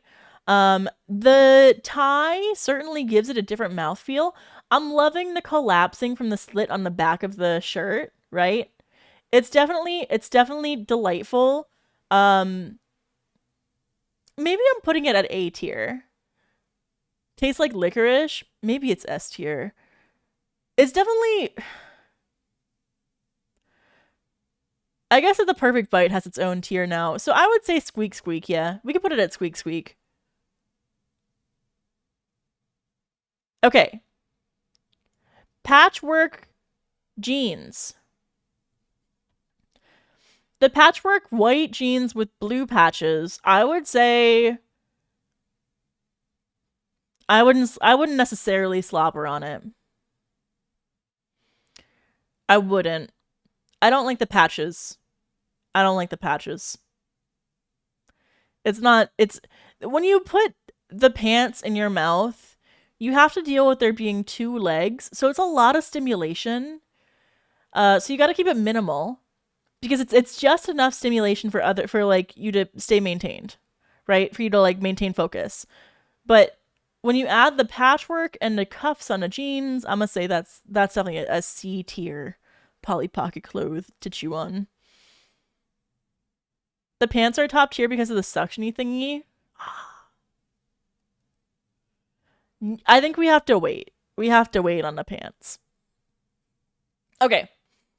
The pink one-piece suit is what I'm looking for from the blue one-piece suit, but better, right? The stripes glide along the tongue. It's giving the collapsing. It's giving the resistance from the crotch area. It's giving everything. It's a squeak squeak for me. That's a squeak squeak. It's delightful. You know, I might even go so far as to say the perfect bite. I think that is delicious. True, it's spicier than blue One Piece. Yeah. Okay. Now we're getting to some good pants. Okay. All right. We have the yellow flare bottom capri pants. This is definitely a but it's still yummy type of pant. The flares are giving farfalle, you know? It's giving pasta, it's giving noodle. And it's delightful in your mouth. It's it's a tasty little treat. I would say it's a tasty little treat. This one goes hard. Yeah, it's got good bite, good tongue feel.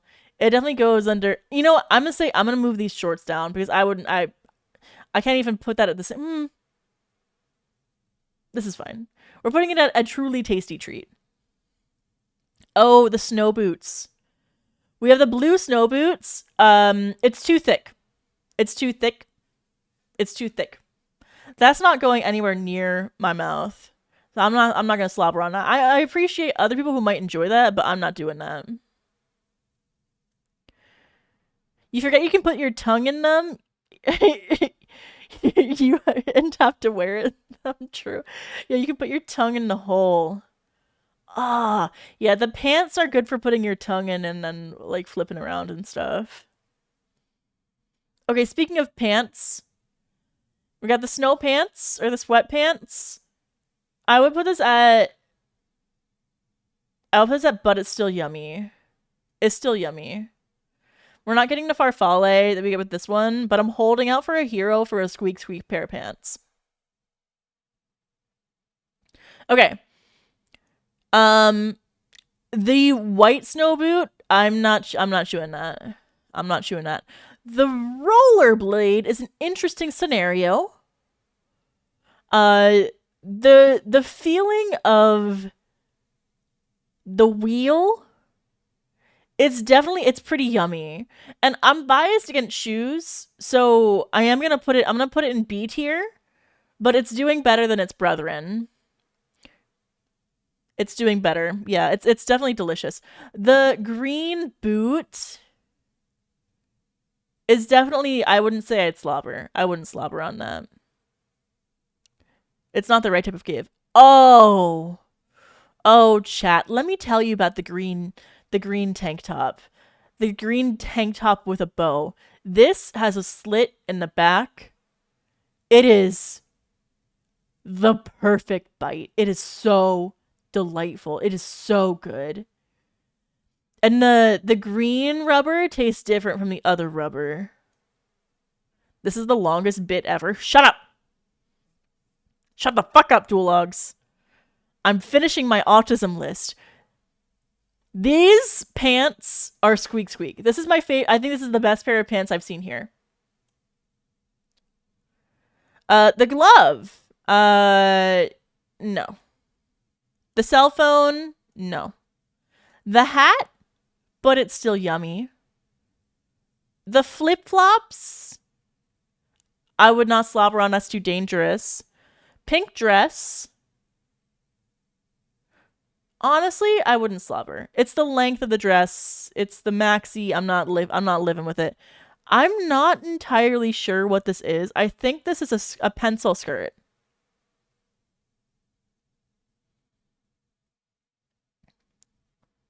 Can y'all tell her to make better sub goals? Well, we hit it. Skirt is a tasty treat, maybe. Yeah, I'd say it's a tasty treat.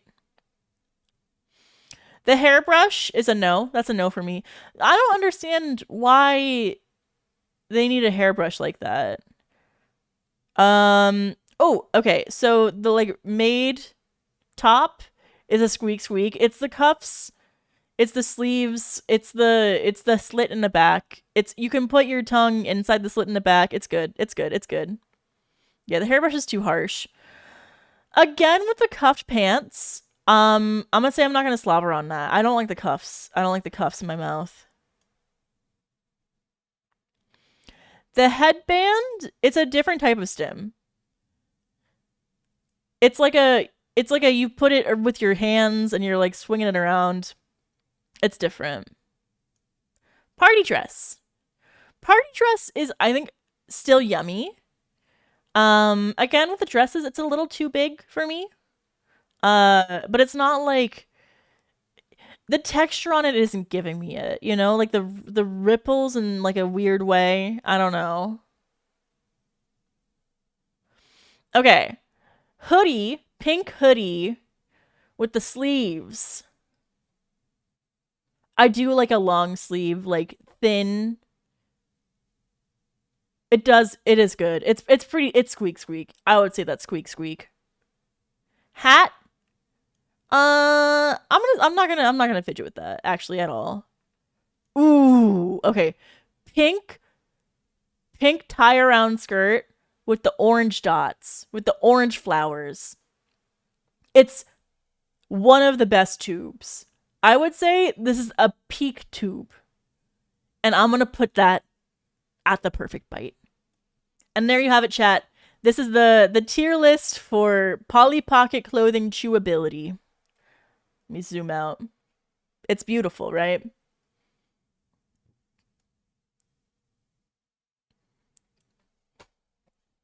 Beautiful. My streamer. That's my streamer. That's my streamer. Can you screenshot this and say it and put it to post it on Twitter? Yeah. Let me do...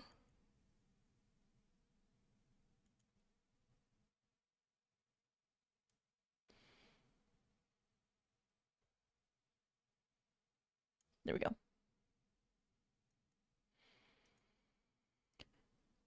Twitter. Where's Twitter? Don't be happy it happened. Don't be happy it happened. Be happy it's over. Shut up.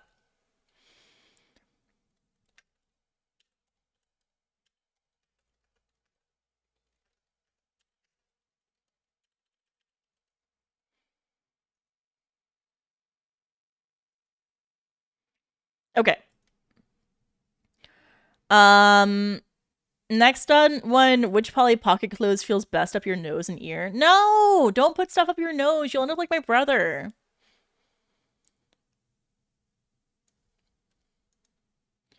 Okay. What was I doing? I don't remember how we got here. Oh, we gotta make a new sub goal or else Duologs will throw me in the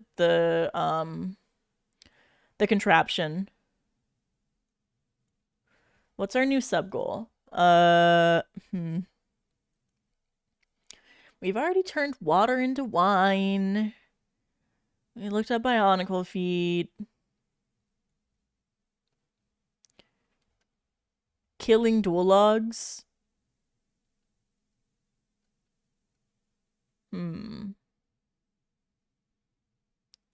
Yu-Gi-Oh! 9/11 Yaoi read? Oh yeah, okay. Yu-Gi-Oh! 9/11 fanfic.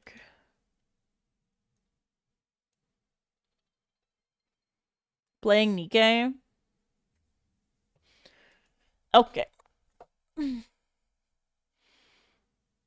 Actually, chat, one sec. I might need another jalapeno popper. I'm getting a little hungry. Why don't I leave you with a little video to watch for a second while I go get a jalapeno popper? She's taking poppers? Yeah, I'm taking poppers, chat. What's a popper?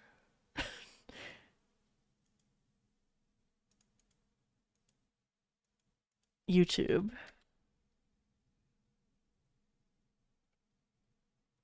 What can I put on for you? I mean, it's not gonna take long.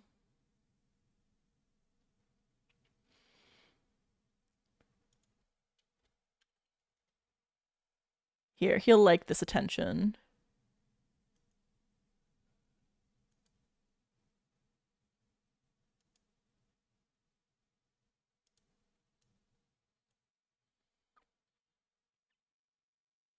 Grunt. I'll be right back. AKA Scorcher 07. With, I'm gonna piss too.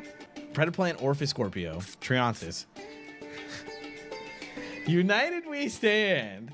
Magical Mallet and Ricket Glamour. Okay. 50 credit cards versus our opponent's 41. You did this in the WCS. Okay. Qualifiers. Great. Magical Mallet. Most value Magical Mallet has ever gotten. Well, that baits the Ash. Let's go Orpheus Scorpio, which mattered way more. Oh my god, bro. Oh my goodness. I'm below. Add back, Ultra Poly, Special Summon. Tribute itself, Summon Vibeless. A Jasmine. Bufo. Jasmine Tribute. Summon Lone Fire. We'll go Glamour. Tribute the Lone Fire. Okay, that's interesting. A Princess in Primula. Tremula summon. Rika Princess summon. Grab the Shrena. Oh, because we can add back the Lone Fire. Got it. Add back the Lone Fire here. Now we get to go activate Bufo, activate Triantis, pen summon out the Lone Fire Blossom, Tribute. Oh, Catty Corn. Oh, cool. Dice Dungeon. Dimension Dice.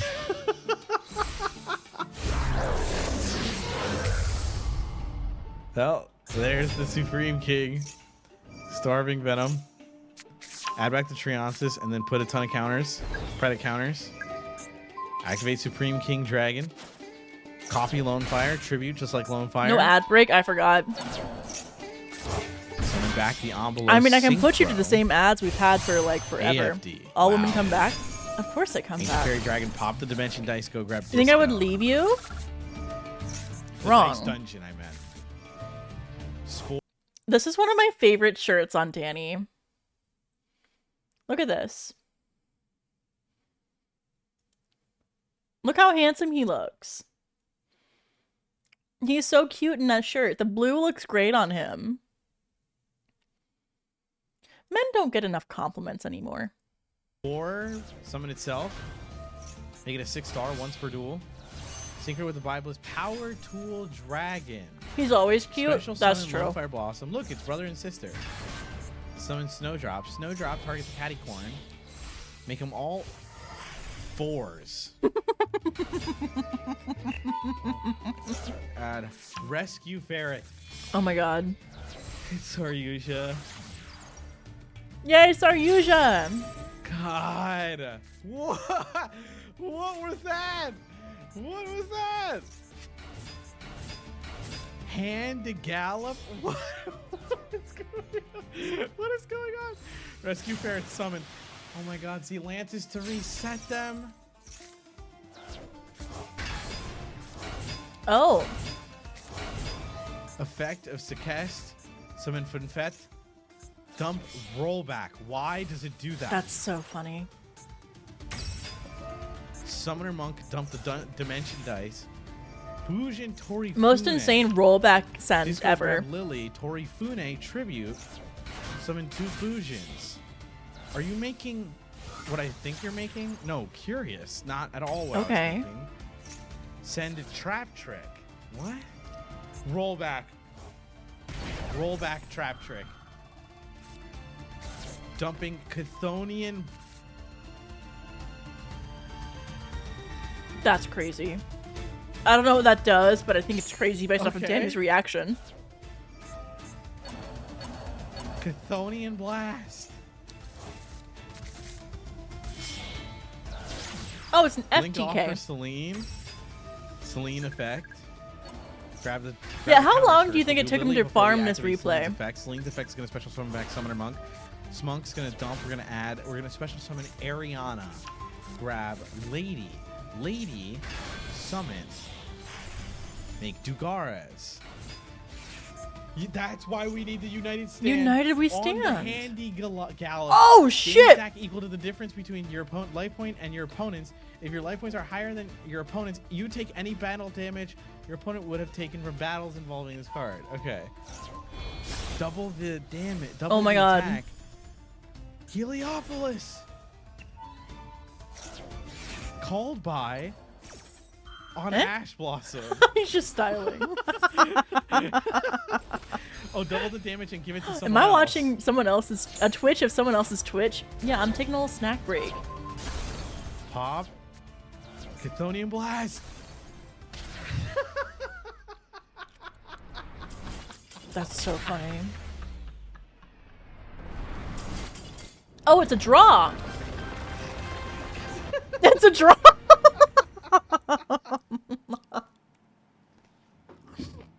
It's a fucking draw.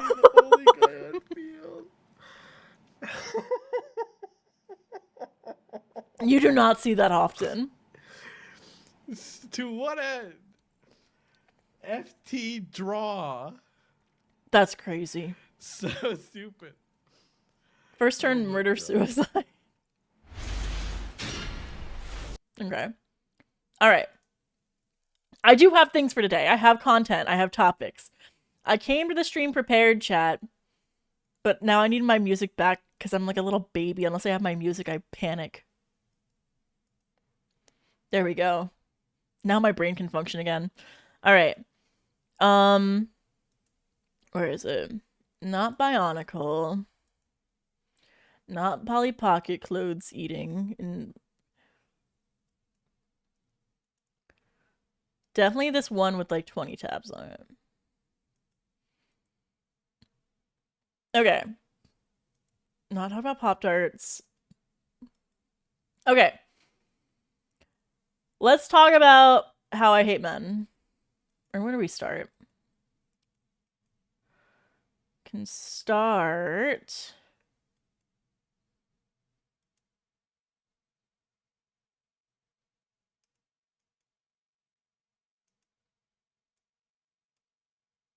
Oh, you know, I should have made the sub goal something else because I was on Twitter the other day. By the other day, I mean like yesterday. And I saw this tweet that was this it's a 28-page episode of It's Always Sunny in Philadelphia. And God, I really I just want to read it all. I can hear it like vividly in my brain. You know, I hear all of the characters so vividly in my brain. It's a very good read. But that's not what I'm talking about today. Here I'm talking about primary demoted to secondary. That's right, chat. It's another man. Yay! Yay! R/polyamory. Primary demoted to secondary. Hi, folks. My husband wants to take his other partner to be his primary partner, making me the secondary. I've asked him what this means and how things will change, and he said he isn't sure. Obviously, I'm devastated. But the other option is that he will leave me to be with his girlfriend of 7 months, the new primary. Sounds like meta might. I don't know what meta means. What does meta mean in meta polyamory? What does that mean? A partner of a polyamorous partner who is not romantic. Your boyfriend's boyfriend or your partner's girlfriend. Metamore and Paramore. What is a Paramore? I thought that was just a pop punk band. What is a Paramore? What is a Paramore? A lover, especially the illicit partner of a married person. What is a Paramore? Polyamory. A lover who's not your partner. What?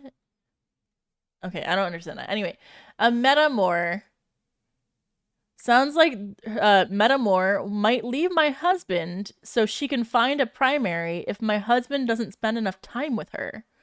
Husband and I have a house, a child, and 13 years of history. It's no secret that I've struggled with ethical non-monogamy. Get out of there, girl. You gotta run. You gotta run. I prefer monogamy, but I accept that my husband wants to have a relationship with his other partner. If you prefer monogamy, God, this is like one of those examples of like polyamory that feels so like bad, you know? Like she doesn't really want to be in a polyamorous relationship.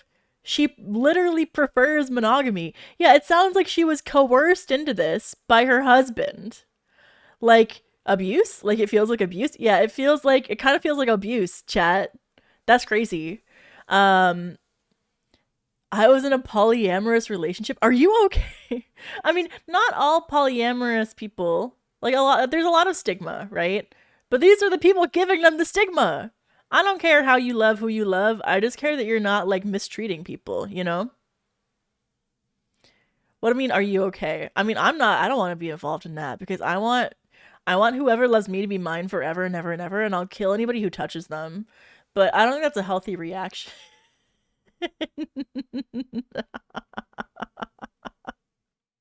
I think they should love me forever and ever and ever and ever and ever. If they look at another person, then I'll crumple up. It has to be me and only me forever. or else. Stop doing that to yourself. Doing what? I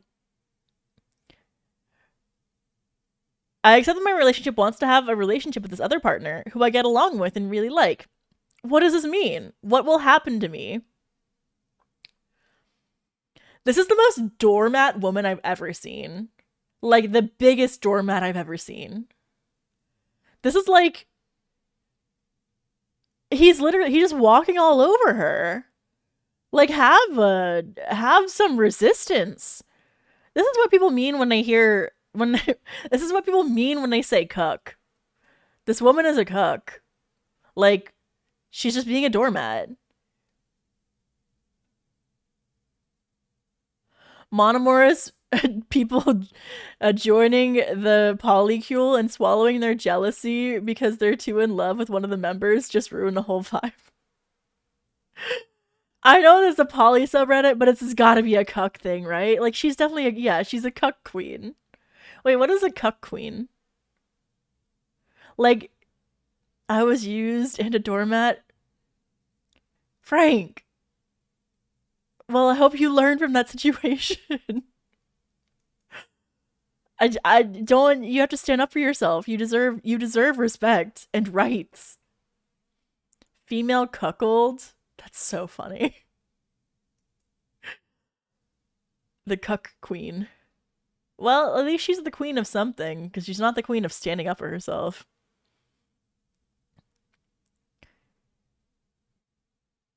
Yeah, forcing yourself to be poly. It's just gross. It's like the guy... You should also try to, like, pick up on these vibes, too. It's your wife! And presumably, they started being polyamorous after, right?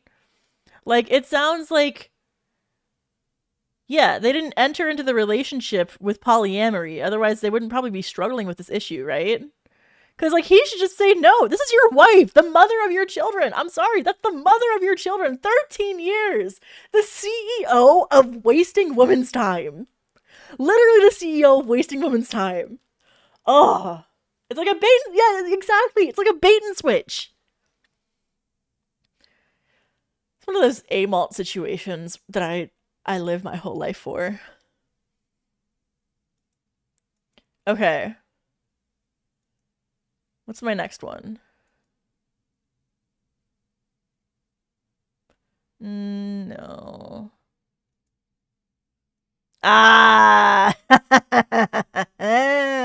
Oh, chat. It's time to talk about what the title of the stream is. Sorry, I missed Coder earlier asking about semen retention, but here it is, chat. It's time to talk about semen retention. Yay! Let's go! So, I didn't know what this was until, like 2 months ago. No, a month ago. There was an episode on Will of the Council where, one of the guys brought up, like, no, it was an Am I the Asshole about starting semen retention. And this guy, like, fell down the pipeline about semen retention because he wanted to be, like, smarter or something. I don't remember the exact post. Let me look it up. Am I the asshole semen retention?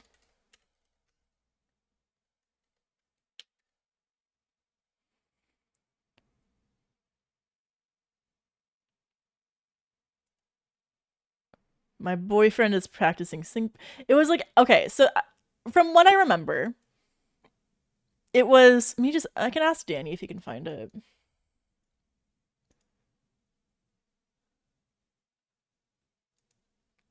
Do you have that post about the guy and the semen detention? where he switched it up on his wife. Okay, so from what I remember the post being about, it was like the guy didn't want to have sex with his girlfriend because he was practicing semen retention so that he could have like psychic powers or something. Because apparently when you don't come as a guy, you can be like stronger, I think. Right? How does semen retention work?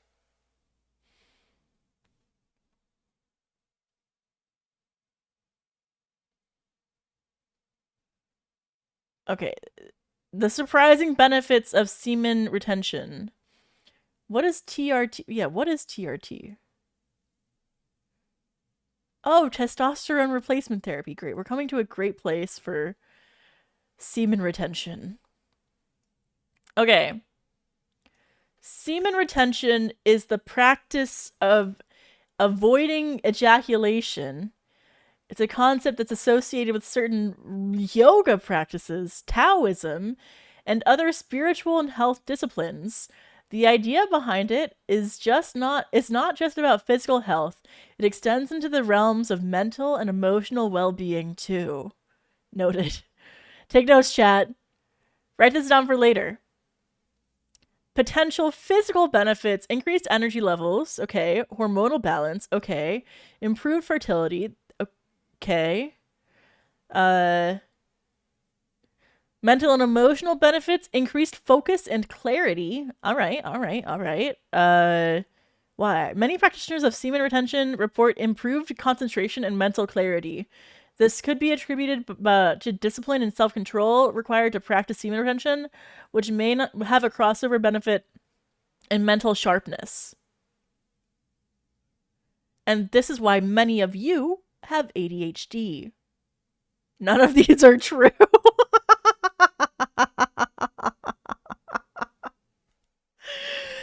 Is there one among us who can say that they have ADHD and they do not ejaculate? Hello? Well, I mean, besides like me, 'cause woman, but no, it's all real.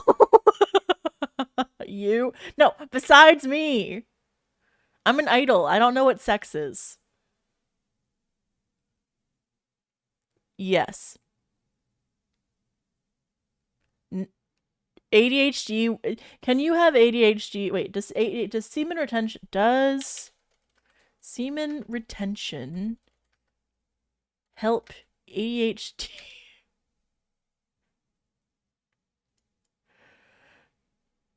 Oh, delightful. There's a whole podcast about this.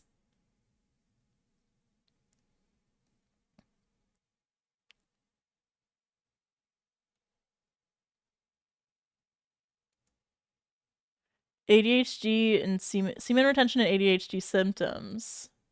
Oh, of course, the Redditor. We got a Redditor here. Okay. Hello, community. r/semen retention. I just want to rise. I want to rise in experience sharing. For those who have ADHD diagnosis, how do you feel about your symptoms on semen retention journey overall? Did it become easier to focus on long-term tasks / life goals and set priorities? For example, as far as I remember, there was a discussion some time ago about, between people who even started to doubt they had ADHD on semen retention and stopping doing PMO. What is PMO? PMO. What does it mean? Project Management Office. And stop doing Project Management Office. That... What?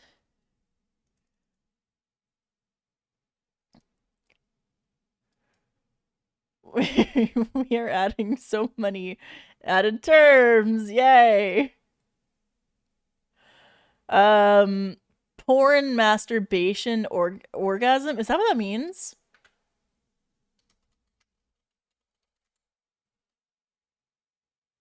Whoa. Yeah, porn, masturbation, orgasm. What the fuck? Huh. Okay. They stopped having porn, masturbation, orgasm. So, wait, do semen retention guys care about sex? Rules.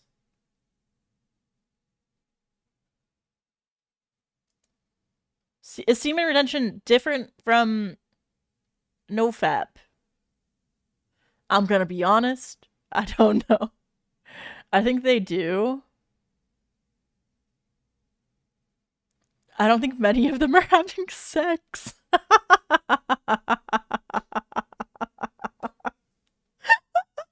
True.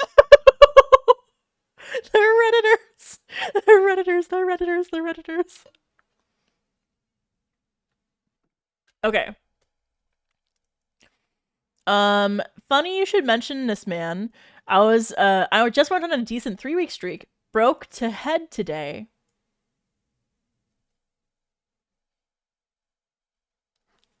Is that what we're calling it? Breaking to head? Broke to head. Yeah, I broke my 3-week streak to head today. What? What? What does that mean? So, head? Okay, so he broke to head. That coincided with my Adderall script running out on day 2. Honestly, I have felt pretty good being off the script. 30 milligram daily split between 20 milligrams extended release and 10 milligrams instant release. And being on semen retention. I got to the point where my vitamin and herb intakes, B complex, fish oil, ashwagandha, Tongat, Ali, Shilajit, and pine pollen. What? Who is eating pine pollen? I don't even know what these words are. Now I feel like one of those people is like, people who eat kale. But, I mean, I know what ashwagandha is, but what the hell are these? Just snake oil? More snake oil. Great. I have felt fantastic. Had tons of magnetism. What? Had tons of magnetism.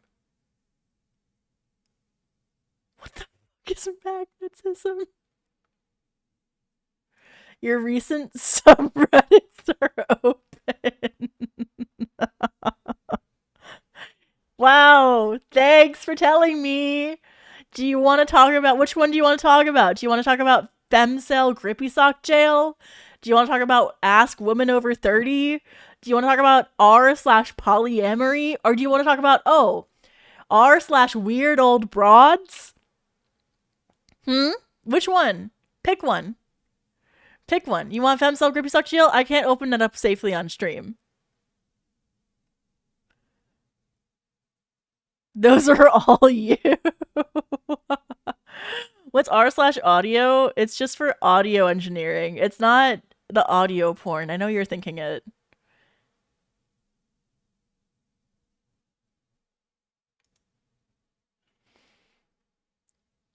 Those are all of you. Okay, but Weird Old Broads is a subreddit for... It's a community of autistic women who had been diagnosed in middle age or later. Okay, I'm not here because I am that. I'm here...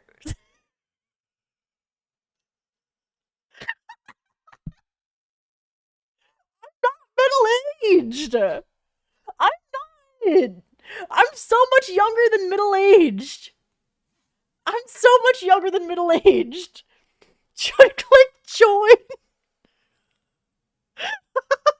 No, they're talking about like menopause and stuff.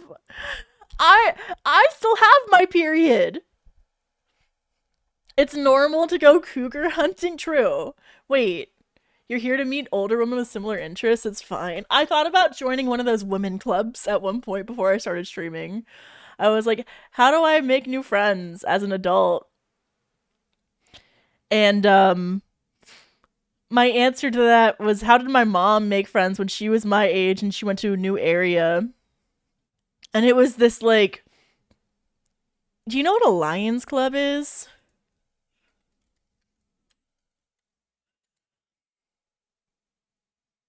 A Lions Club is like a men's club.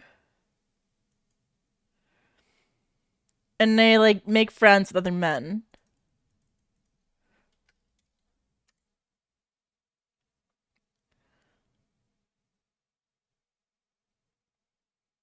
And my mom had a similar group that was for women, and they would like go and they would meet up and they would all bring like an appetizer. It was always like a potluck. It was like a bi-weekly potluck, and they all had like little activities and they hung out and they would like do like volunteer events and like raise money for charity or whatever. My town's Lion Club had 6 people in it. I occasionally had to clean their venue because they rented it out to the Boy Scouts. I was in that, unfortunately. Yeah, that's just a church gathering. No, but they weren't in the same church. It was just like a women's club. Anyway, I was thinking about joining one, and then I realized, oh, they'd all be like 40 years old. I don't know that that's where I want to be. But now that I'm older, I'm like, MILFs.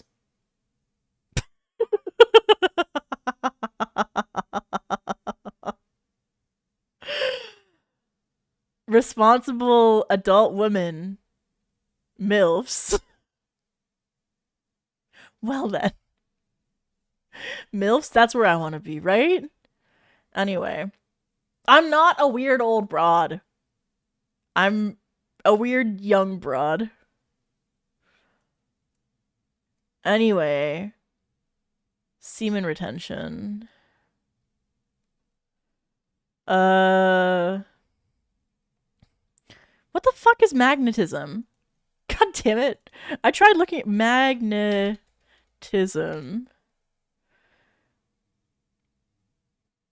The ability to charm and attract people. Bro, what? Broke into superpower. Yeah, he's like Magneto. He's moving metal with his brain. Yeah, it's like it's when you have too much iron in your blood and then Magneto pulls it out of you.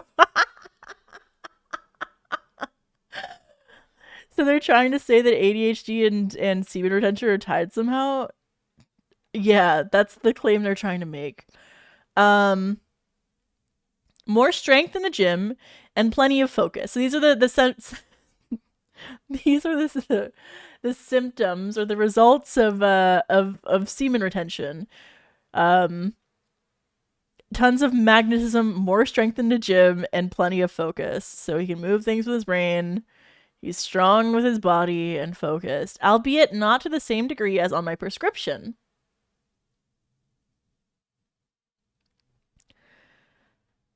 Yeah. I mean, like,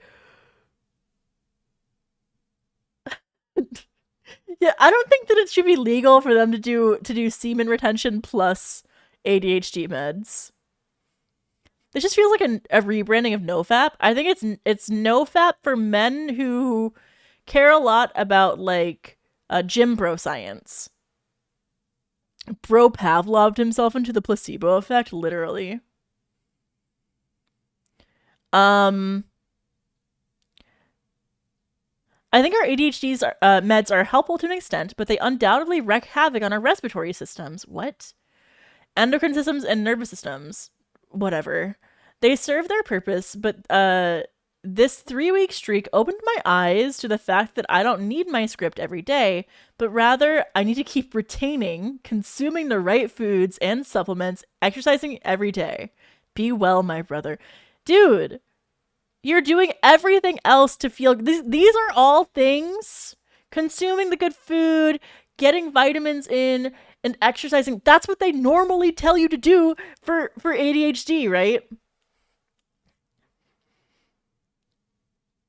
I think the semen retention is a coincidence, right? Do I know anybody who has semen retained before? Who was like normal?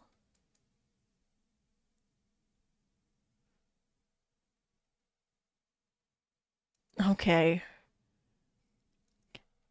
Have you ever done semen retention, Danny?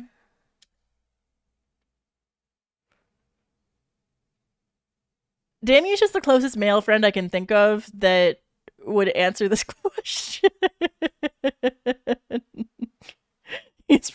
He's used to it. I will say going off ADHD meds once or twice a week is nice. I'm always off for weekends for mine. Danny is too normal.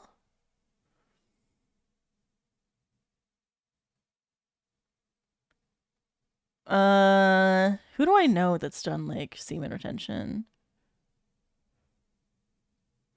Same, I'm off them for the weekends. Yeah, my doctor told me to.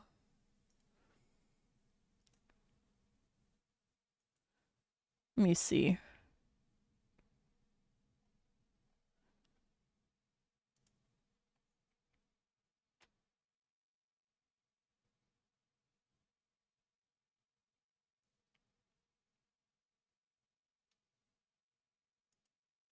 It's good to let the body flush it out for a few days. Yeah. Monoblutron. I don't want to have to ask MBT about semen retention. Okay, let me ask him. He's got a wife. He's probably fucking her every day.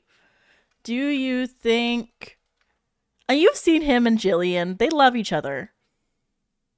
Do you think semen retention works?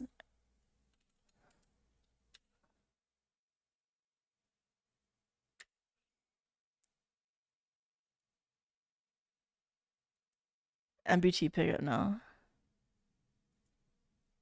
Distant coder.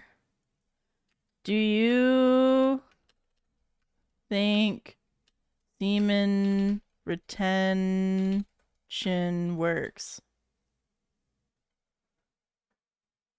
Just probing whoever I can. Because I have no idea. I'm not asking dual logs because he's just going to say something stupid. Just going down the line. Yeah, who's next on the line? We're not giving Stevie attention. All right, here we go. He's calling. Hey, Joseph. Sorry to ask. I know you're streaming. Oh, wait, they can hear you.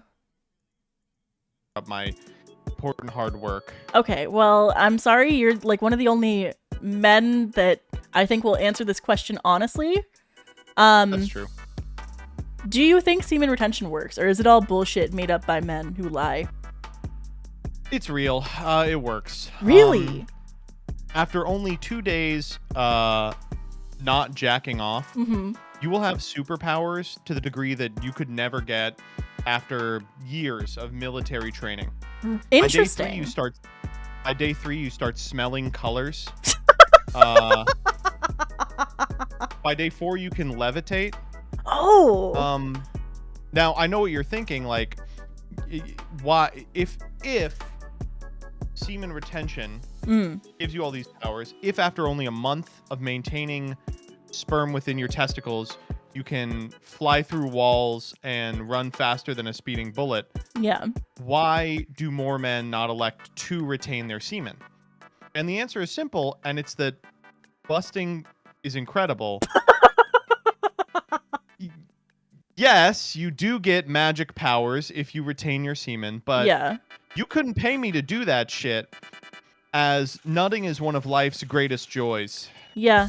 Yeah, that makes sense. So if a guy says that after only 30 days of semen retention that he has magnetism, does that mean that he's like a loser who can only move things with his mind and not that he is good in other ways? Like I don't understand. Is it good or bad to be that low? Are you talking to fucking Magneto? What's going on here? After only 20 days of no busting, okay, I have become the master of magnetism. Well, I know Learn now. I know that you think that ADHD isn't real anyway, but this guy said that after he stopped jerking off, he feels as good as he did when he took his ADHD meds, his like medical meth. You're telling me that if I stop busting, I can have an Adderall drip in my brain at all times? Hold up. Not that you would need that, Joseph. You don't have that. That's true. I would just need it recreationally to get better at Yu-Gi-Oh. Okay, so... Yeah. Oh, he was saying he got magnetism, and I don't... Talking about like animal magnetism, or like he What can is control animal magnets with his Yeah, mind? You know, when you're like when you have the mojo, the it factor that makes females want to mate with you. It's just pheromones. Oh. Like Danny. No, Danny is not retaining.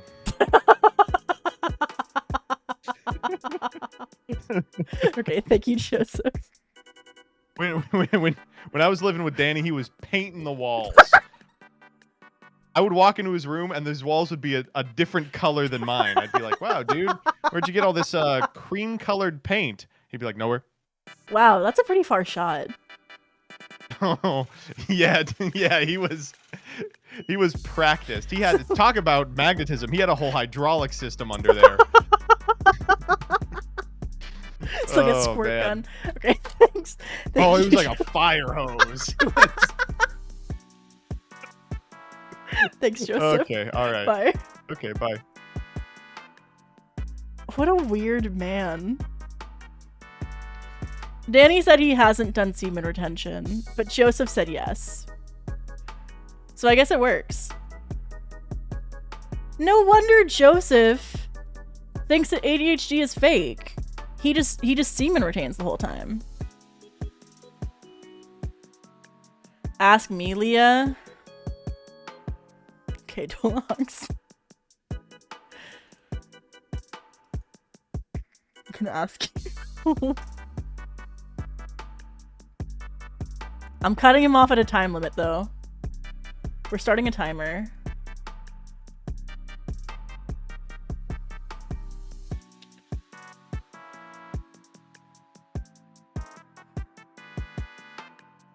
Hello? Pick up. Hi. I didn't think you'd call me. Well, it's more content this way. Duologs, have you ever retained semen? What? Have you ever retained semen? You just muted yourself. Oh. Have you ever retained semen? I do it all the time. Really? When I'm busy. When you're, Yeah.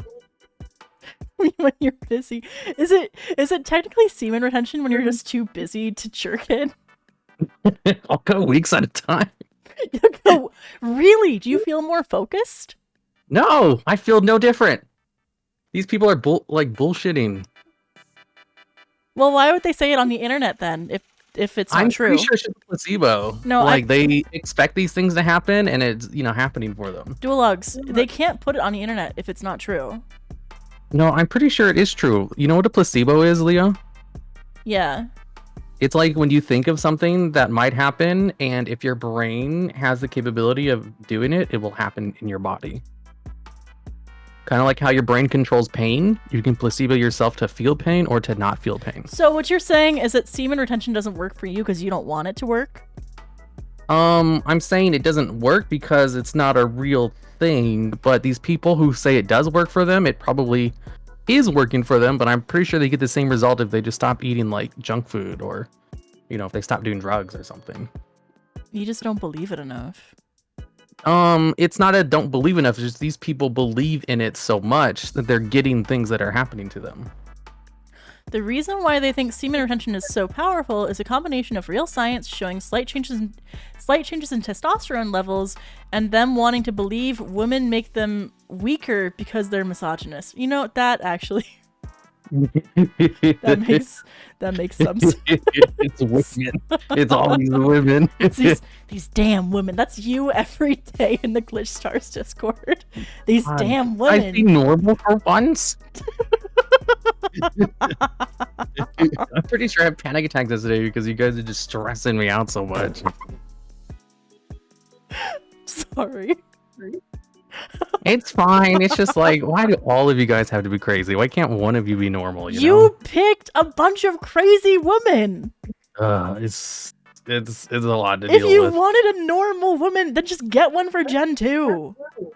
I'm like, I have decided to only hire normal people for Gen 2 just to balance you guys out. Because I'm just like, I can't deal with more of these girls. It would just be a disaster. Have you ever heard like how Phase Connect had like a collective Menhero moment for like their first gen? What? Like they all collectively in first gen had like a collective Menhero moment where they went to the boss. They're like, we're gonna quit unless you do this thing. And then the boss calmly explained all of their points being wrong in like excruciating detail where they all had to be like, okay, yeah, I guess we were wrong. Is that what you think is going to happen? That sounds like just like fanfic for you. I feel like that will happen eventually. No, I feel like that's just like you're imagining something in your brain. Wait, yeah, they tried to unionize and you're calling it a Menhera moment? I mean, like, if you take the union thing seriously, like, what exactly could you guys gain that I don't already give you? A White Claw budget. Because, like, you know, the things you guys want are just more money, but, like, you know, the benefits are already way into your favor. Okay. We're very, like, cash flow negative at the moment. Well, yeah. Wait, hold on. That reminds me that I need to put my goal back up on my screen. You know, for the goals, we just tell you, like, if you have one, just do it right. Like, we don't make you have goals. It's in the, like, best practices book, though. Yeah, exactly. It like you should have goals, but it's not a requirement. But if you are going to have goals, we want you to have a good one and not just empty stuff. Which is why we keep telling the other ones to do it too. You know how many times we've told Miwa to make a goal? She probably just forgets. She's forgotten 5 times in a row.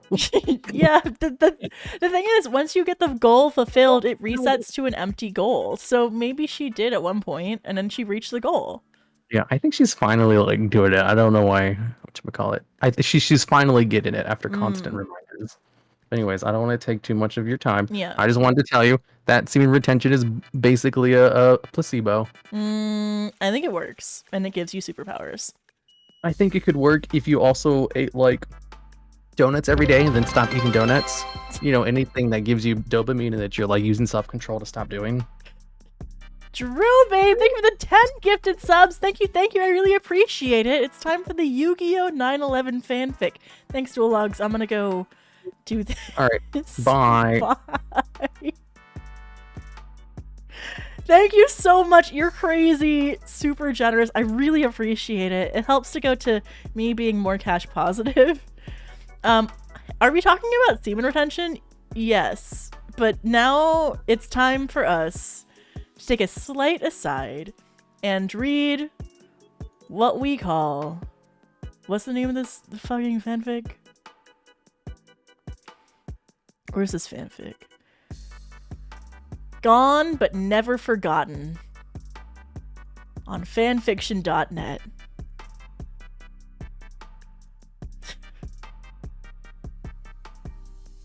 I must be the luckiest woman alive. We have to go through Cloudflare really quick. Okay. Oh, you're just reading it. I thought you were gonna write one. I can try to write one. But I assure you, whatever this person made up is probably more entertaining. Okay. It's Seto Kaiba x Anzu. Is Anzu the girl? Anzu. Yu-Gi-Oh! Oh yeah, it's Taya. Taya Gardner. It's straight? I thought it was yaoi. We can write a yaoi one after this. Alright. Anzu Mazaki held back tears as she walked over the gravestone. As she walked over to the gravestone. Wait, I need more somber music than this.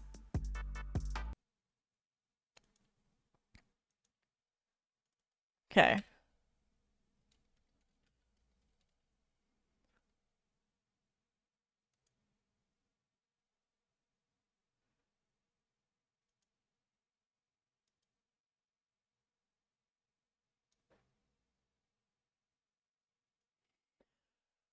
Play the 4Kids national anthem? No, or play some Minecraft music. Okay. Anzu Mazaki held back tears as she walked over to the gravestone of Seto Kaiba in the Domino City funeral home with Mokuba and her only son, Yutaka. What? What is his name? Okay. It had been 10 years since the untimely death of Seto Kaiba. Mokuba Kaiba, his only brother, held on tightly to Anzu's arm, tears already falling. Despite being 23, Mokuba has always shed tears for his big brother. And Anzu, 31, still remembers her time with Seto as if it were yesterday. 31? Hag alert. Was Kaiba flying his Blue Eyes jet on 9/11?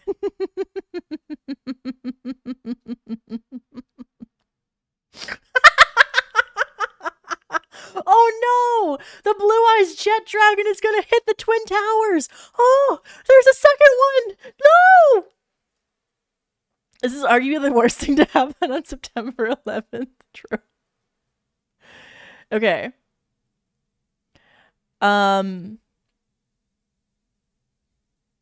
Anzu, tell me again, Mokuba whispered. Yeah. Yeah, 8-year-old Yutaka murmured. Anzu looked at him knowingly. Every 9/11, Anzu would tell Mokuba and her son how she and Seto got in a relationship after Atem left, and how they got engaged after a year later. All men leave! All men leave! Where did Atem go? Where did he go? I love that we're giving context to it. Okay, Anzu replied. It all started 11 years ago. Before this tragic event. Flashback. After Atem returned to the afterlife, Anzu felt like she couldn't move on. Atem was her first love, and to see him leave was unbearable. A-malt, all men leave! All men leave! Yugi was hurt the most, because he was his best friend. Seto remained indifferent, but he began to take concern to Anzu when it looked like she disappeared from Earth. That one fateful day in the arcade changed both of their lives. Hey bro, can you take me to the arcade? 12-year-old Mokuba asked. Rebecca is meeting me there. Seto sighed, straightening his tie. If you like the girl, then tell her. I don't know how to do a Seto Kaiba voice. Danny's doing gym time, so I'm not supposed to bother him for his Seto Kaiba voice, so you're stuck with me. Mokuba blushed, beet red. What are you talking about? If I take you, then you have to tell Rebecca that you like her, Seto told him.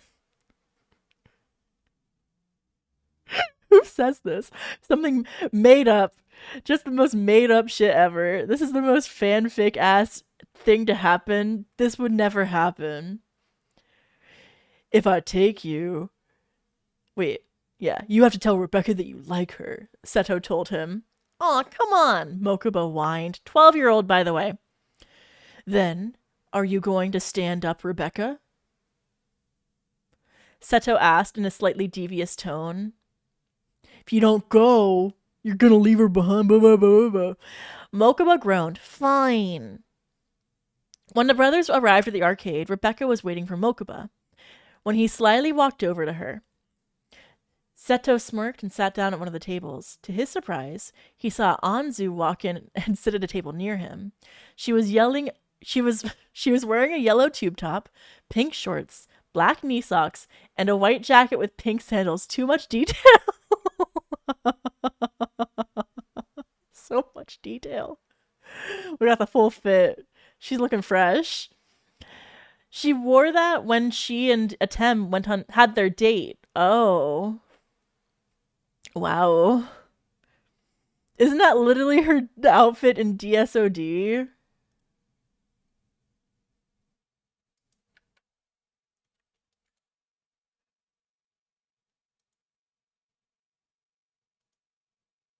Let's wait.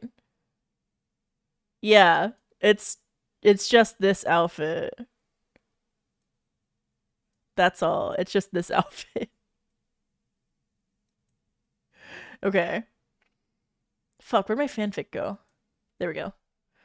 Seto felt himself get up and walk over to the saddened girl. Anzu? Wait, Anzu? He asked, sitting in the chair across from her. Anzu snapped out of her daze. Oh, Kaiba, what are you doing here? I should ask you the same thing, Seto replied. Anzu sighed. I'm visiting all the places Atem and I went to before he left. I feel that way I can move on with happy memories of him. Anzu, that won't help you, Seto told her. That will make you miss him even more. You just have to let him go. Made up Kaiba ass. With that advice from Seto, came a new beginning. Soon, Anzu began to hang out with Yugi and company. All smiles just 3 weeks later. Also, she took it upon herself to meet up with Seto at the arcade at least twice a week. Their conversations they had were serious most of the time, but there were times when she actually made the cold CEO smile. Oh, I get it. I get the sexual appeal of Kaiba now, chat. I get it. I get why all these women love Kaiba. He's got the energy of the guy from 50 Shades of Grey. He's got the 50 Shades of Grey energy, the Mr. Grey energy. That's what he's got. Except for he doesn't have the whole like sexual like sexy boy attitude. Instead he's like, "Oh, I'm going to kill myself if you don't let me win my duel. Anyway, look at me my cards. Do you like blue eyes?" He's a rich masochist. Like you don't see like the cringy parts of what's his name? What's his first name? I haven't read 50 Shades of Grey. My mom did. Everybody's mom has read it. 50 Shades of Grey. His name is Christian Grey.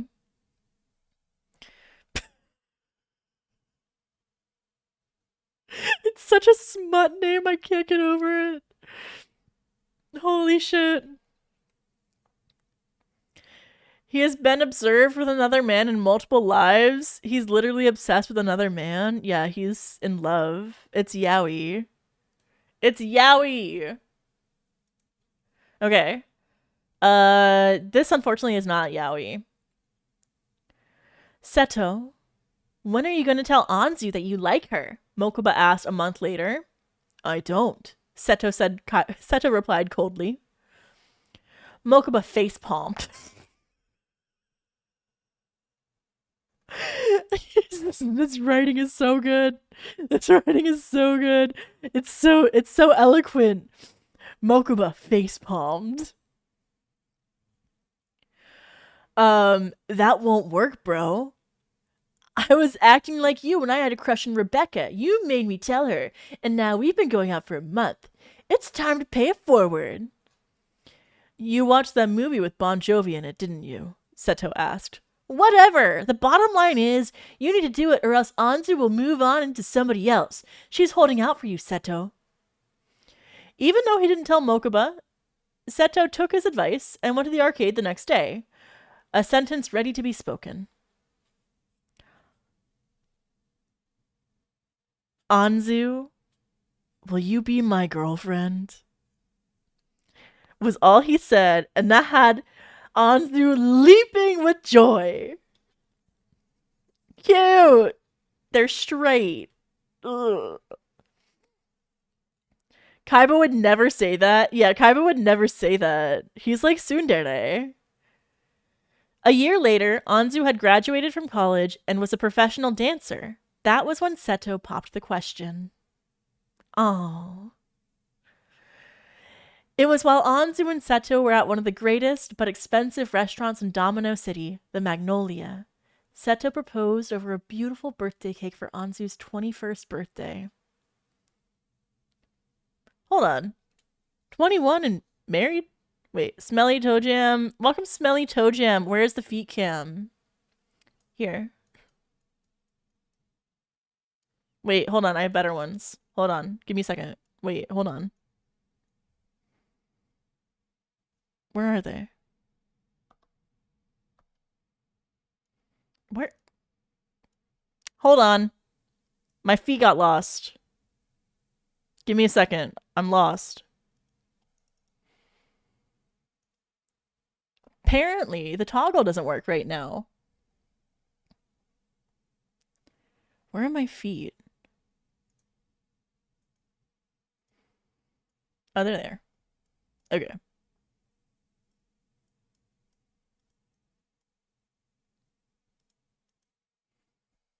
Do you like them? Do you like my shrink-wrapped toes? Attached to your ankles, I hope? That's my feet. For free? Yeah. For a second. Well, you're not getting the full 10 minutes. Sniffa? Burn the screen. All right. Damn, you're flexible. Yeah, you bet I am. I'm not.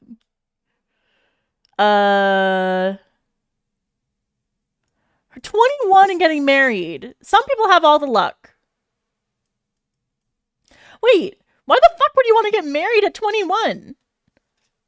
You, like, don't have, like, a sense of person. Wait, it's funny? My mom did? Yeah, isn't it wild that, like, a lot of our parents got married at, like, 22, and then they, like... I know a few people who did. I was married at 20. I just don't... I think it works for some people, but, like, I don't know. If I look back at who I was at 21... She would have definitely married the wrong person a year ago, a few years ago, you know, because I'm 22. You marry Kaiba at 21, so you get the fortune and divorce. You bet your ass he is getting that prenup, though. I was married at 21 and divorced at 22.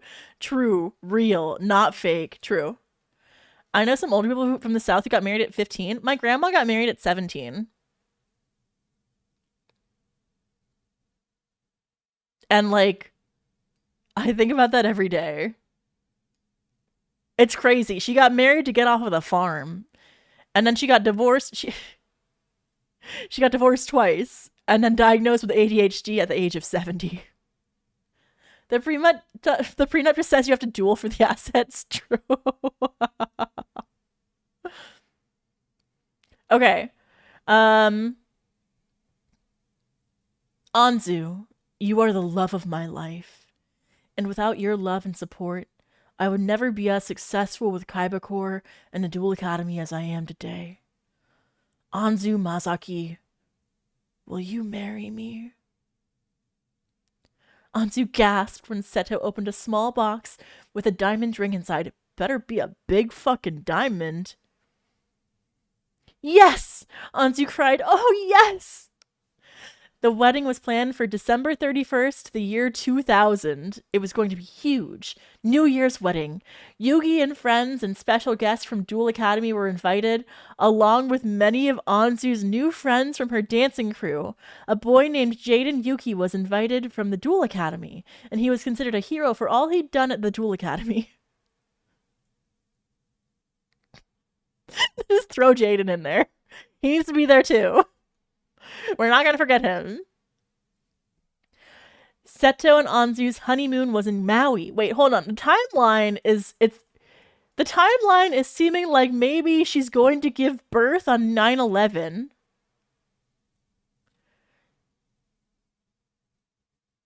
Or like shortly after 9/11. It would be hilarious if they didn't invite Joey.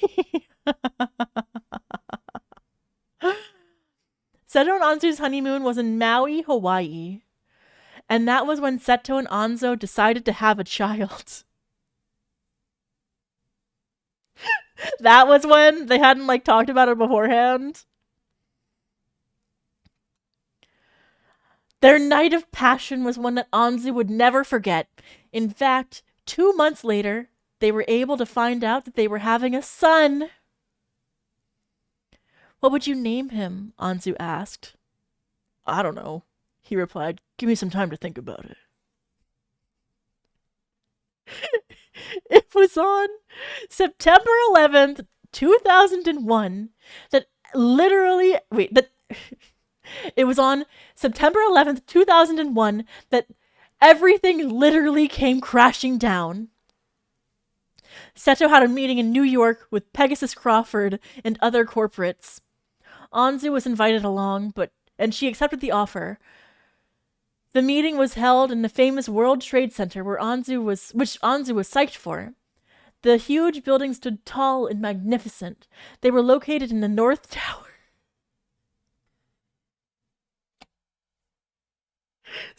They were in the North Tower. Great. All right.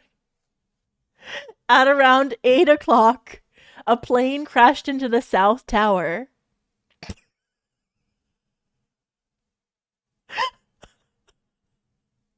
What?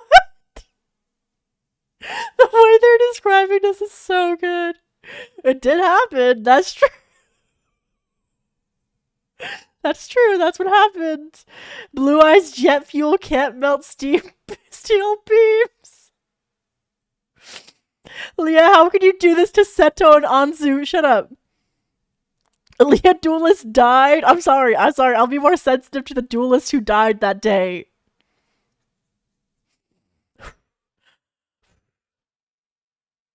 Oh no! What was that? Pegasus cried, rushing to a window. Just the worst. It's the worst Pegasus impression ever. I'm sorry. Okay. Seto and Anzu followed him with the rest of the corporates. The South Tower of the World Trade Center was on fire.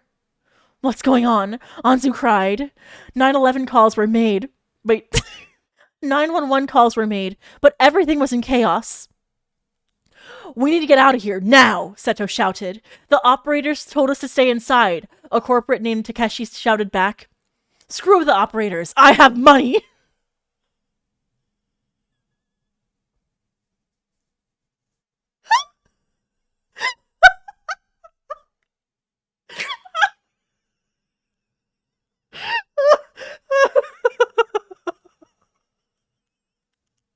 He said thing! He said the line! Screw the operators, I have money.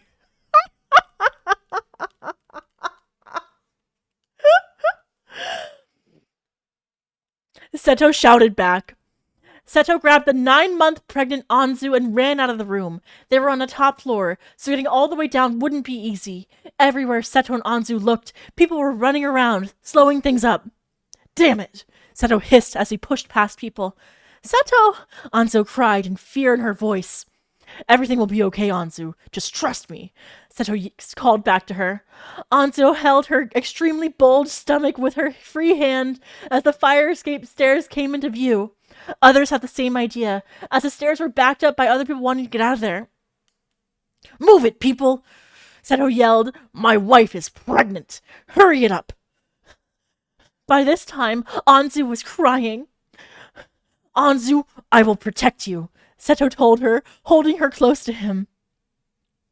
At 9:59 a.m., a violent crash was heard and felt as the entire building shook. The South Tower crashed on us, a man shouted. Oh no, Anzu cried, holding her stomach. You and our son will be fine. We are almost to the first floor, Seto assured her. Anzu was still scared for their lives as the crowd kept moving. Smoke filled the place, as it was hard to breathe. She began to cough violently. Suddenly, people began to drop dead because of too much smoke inhalation. Seto took his suit jacket and shoved it at Anzu. Cover your mouth and nose with this, he shouted at her. Anzu did just that, her eyes widening. Seto, she murmured in her head. It was 10:28 a.m. when the worst noise Anzu has ever heard was sounded. It was the sound of the North Tower tumbling down, and it was collapsing at a fast rate. "We're here!" Seto called to Anzu. Then the crowd began to slow down as people were shoving and squeezing through the door. Seto looked at Anzu warily. He then bent his head and kissed her. "Tell Mokuba and my son, Yutaka, that I love them. And Anzu, know that you are and always will be the love of my life."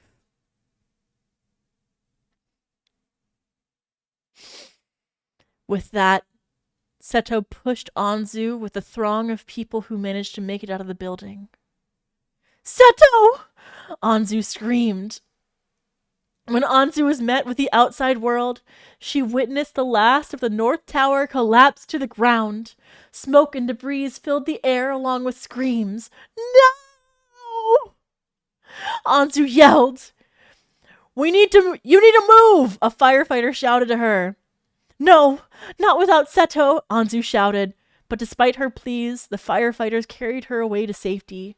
Realizing that she was pregnant, they called another ambulance to pick her up. Pegasus was lucky enough to survive the North Tower, so he was able to ride with her for support. Pegasus is at the birth.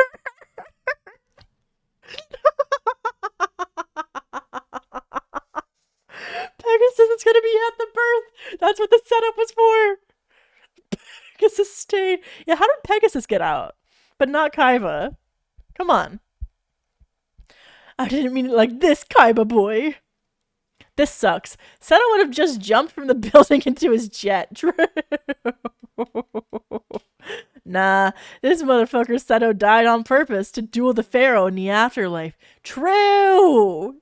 Amalt, all men live, including when they die. Saving you from the collapse of the Twin Towers.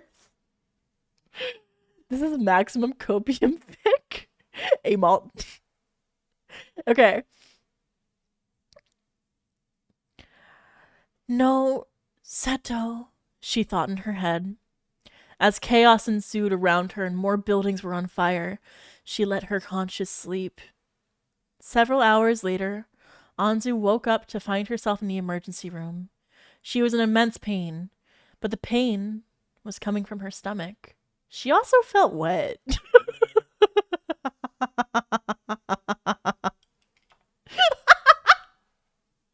Okay. "Her water broke. Get her the anesthesia," a nurse had cried. "I'm having my baby?" Anzu realized tiredly. What a tragic day to have this baby.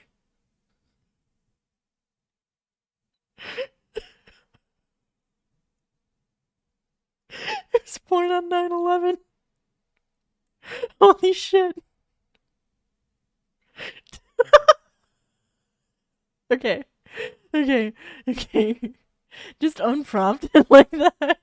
Woo! 9/11. Happy birthday! It's 9/11. Okay. A loud scream could... Wait, hold on. "Where is he?" Anzu asked weakly. "Where is my husband, Seto?" Pegasus was amongst the doctors, and he gave Anzu a sad look. Anzu Kaiba, I'm so sorry. Firefighters found him under the debris of the North Tower. I'm sorry to announce that they pronounced him dead." Ah! A loud scream could be heard throughout the hospital. Anzu just broke down in tears. "No! Oh God, no! Kaiba-san, be strong for this child," a nurse urged her. "Your husband would want you to have this child and raise it. Do it for him. Now, when you have a contraction, get ready to push." Anzu did push through childbirth, and before her was a brunette baby boy with Anzu's eyes and Seto's face. "Congratulations, Kaiba-san. You have a healthy baby boy." Anzu weakly took the child into her arms. "Welcome to the world, Yutaka Kaiba," Anzu whispered. Your father named you well, Yutaka, meaning abundant, prosperous, and wealthy. Everything Seto Kaiba was. They looked up the kanji. They were like, what does this kanji mean? How can I find something that means, like, rich? End of flashback. Mommy, why did I have to be born today? Yutaka asked with teary eyes. Anzu ruffled her son's hair, a sad smile on her face. I think it's because you are the new life that was meant to be when your father passed. You were meant to be here. Mommy, will I ever get to meet Daddy? Yutaka asked. Yes, someday we will all be together in heaven. Yeah! Christianity! The Christian God!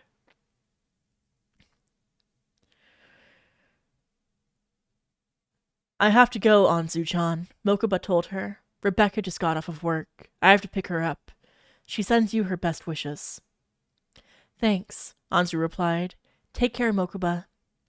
Mokuba nodded and walked away from the tombstone.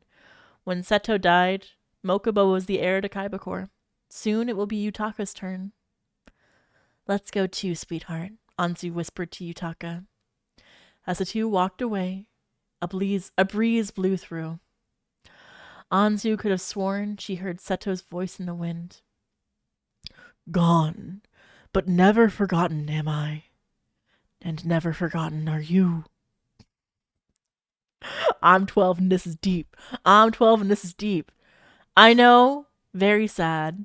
I even shed some tears. Let's all honor those who died on this tragic day, and let's honor those who survived. Thanks for taking time to read this tribute, and please review if you have any thoughts or things that you would like to share. Jane! Thank you, PRK. So good. So good. God, it's so good. It's from the 10-year anniversary of 9/11. Can we read the reviews? There's no reviews. Wait, where are the reviews? 10 reviews. It was great until you completely ruined it with an abridged reference. If you're going to do a sad, serious story, don't add that on. It made the rest of the story impossible to take seriously. Beautiful story, T minus T. This is one of the best Anzu/Seto fics I've read. You did an awesome job, and the story is sad but sweet. I almost cried. Great job. I look forward to reading your next fic for this couple. T.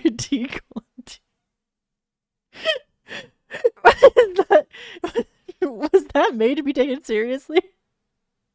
Well, that was what made it hard to take seriously. Are these users serious?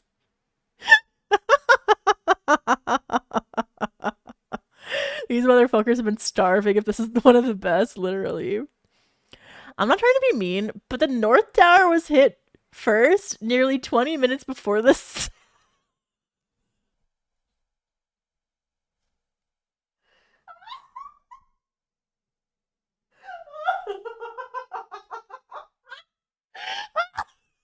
We got the facts. Actually, the North Tower was hit first nearly 20 minutes before the South Tower, and depending on their location, they may not have been able to get down at all. Also, the attacks occurred around 9 a.m. and not 8. I feel for the sake of respect, one should do their research as thoroughly as possible. Yeah, I'm gonna do my research on the timeline of the Twin Towers falling. I love this guy. I hope he's doing okay. Great story. This is a sweet and tragic story about Taya and Seto. Very appropriate considering the 10th anniversary of 9/11. Very appropriate.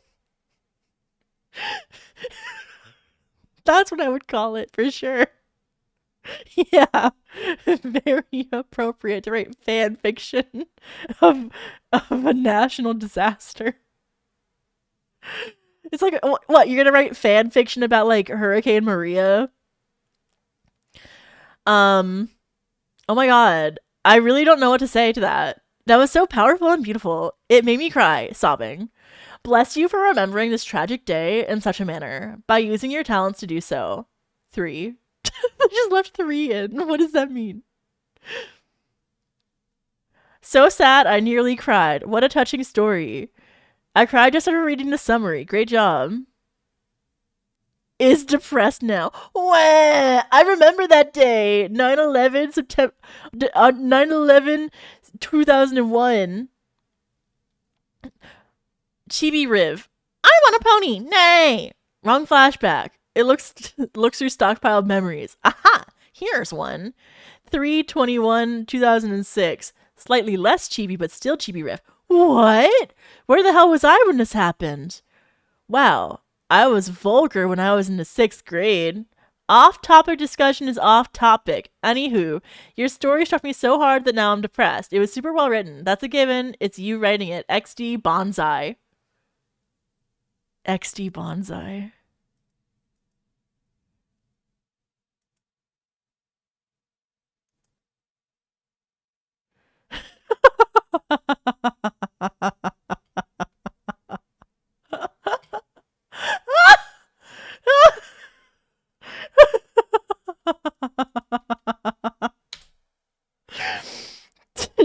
Are you sure you want to send this? Is this the 9/11 equivalent of a cum tribute? Yes. Yes. Yes. Yes. This new Twitch update rocks. VIP them? I think they're already VIP'd. Wait, is Honorable Intent VIP'd? No, he's not. Yeah, that's VIP.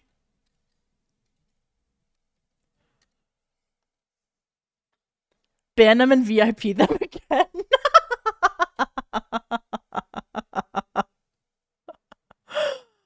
Okay, I gotta get rid of this. I need my thinking music. This is not my thinking music.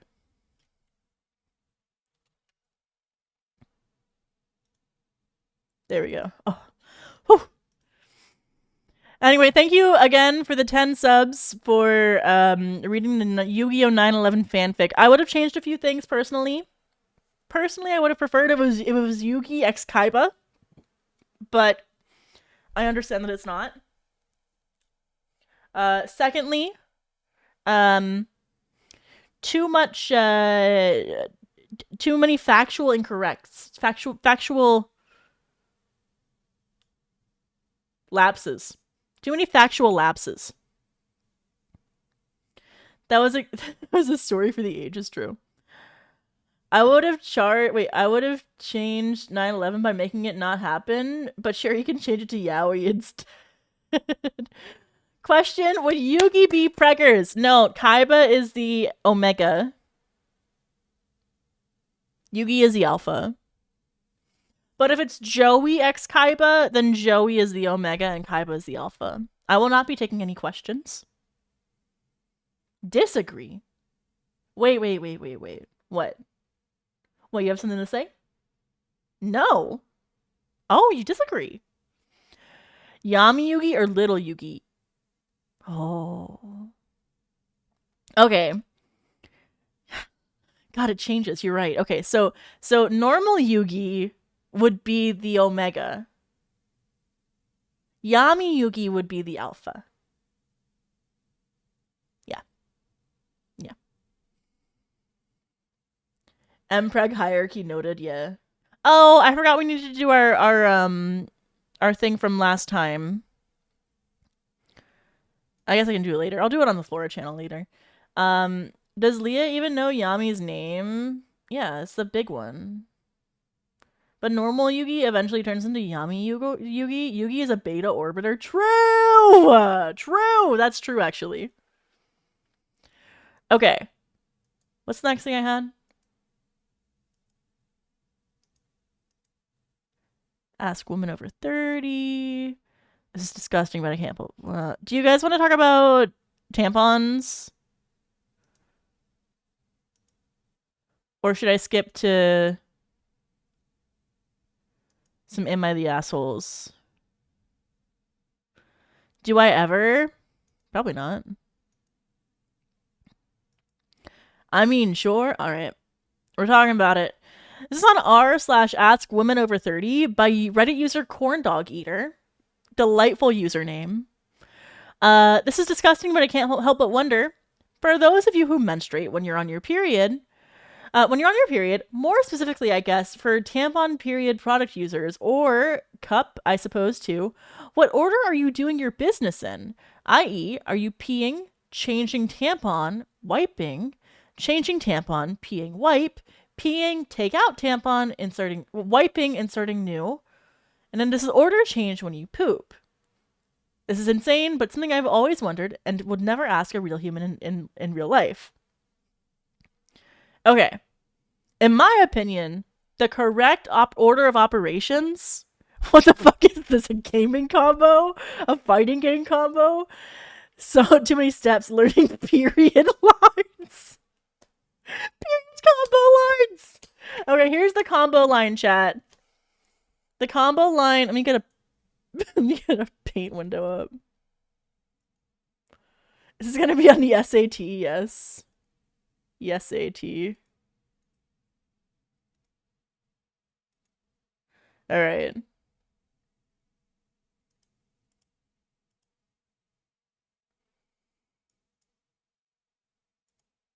Okay.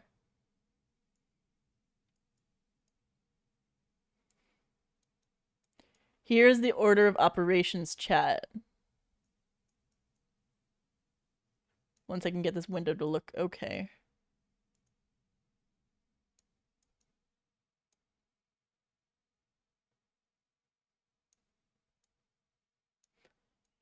I'm just not the right proportions right now. Oh my god. Why is OBS hard? Okay. Here's the order of operations, chat. In my opinion, here, let me just type it out. We have remove tampon.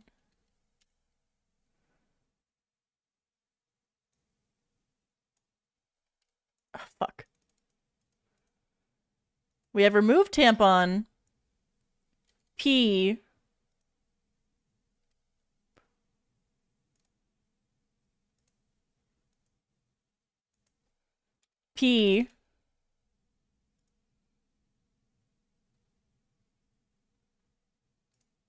wipe, new tampon. This should be a different color. New tampon.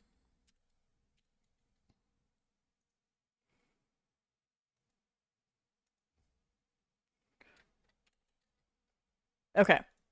So there's a few steps here. We're saving the number 2 for later. This is a separate question because it does change. Well, does it really change? Anyway, remove tampon is always the first step before you pee.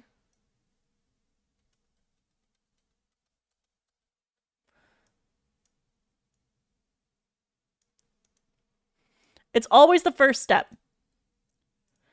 The reason why is because tampons conveniently have this little string.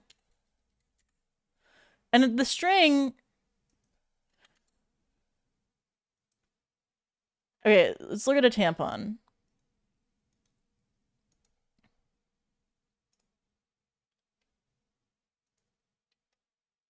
Oh my god, that's too big.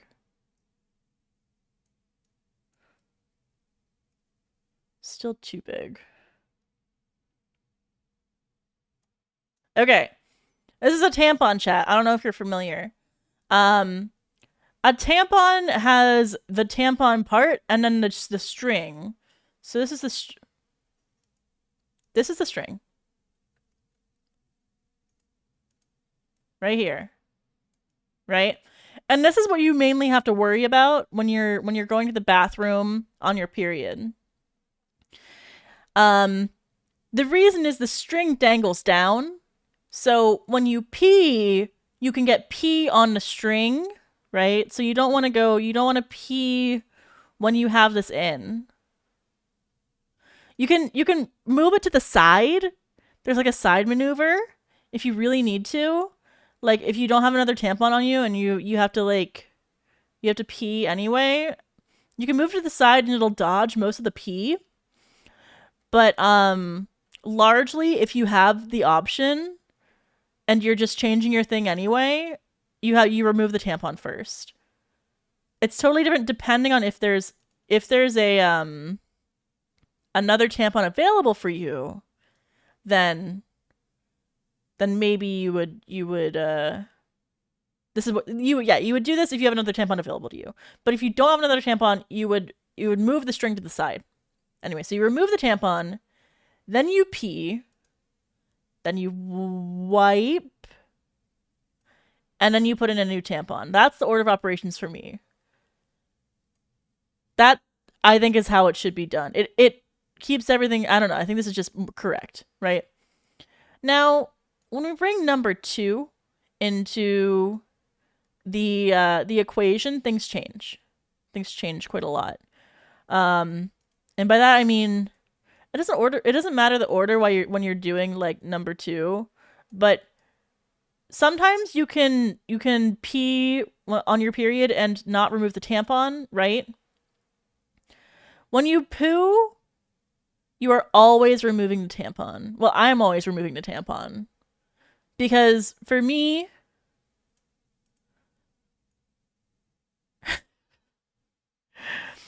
when you poop, it's the same pelvic floor muscles for your other parts. Everything is sort of connected, if that makes sense. It's all sort of connected. So when you're pooping and you're trying not to get the tampon like dirty, sometimes it pushes the tampon out a little bit. So you want to remove it first. So if you're gonna poop, you need a fresh tampon available. Did you know that "Bleed It Out" by Linkin Park is about a tampon? That's so funny. Okay. So when you pee, you're always removing the tampon, and then you're wiping. You use the bidet too. I would put bidet in here. Bidet goes here. If I'm pooping, I'm using the bidet. Wipe, new tampon. No tampon available. Remove tampon. No tampon available. Move it to the side.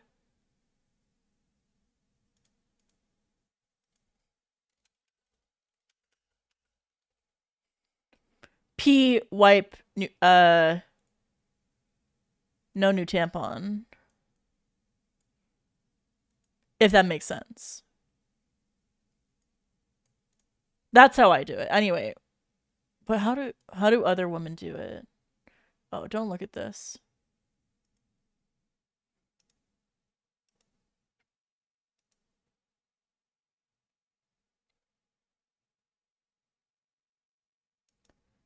Where is it?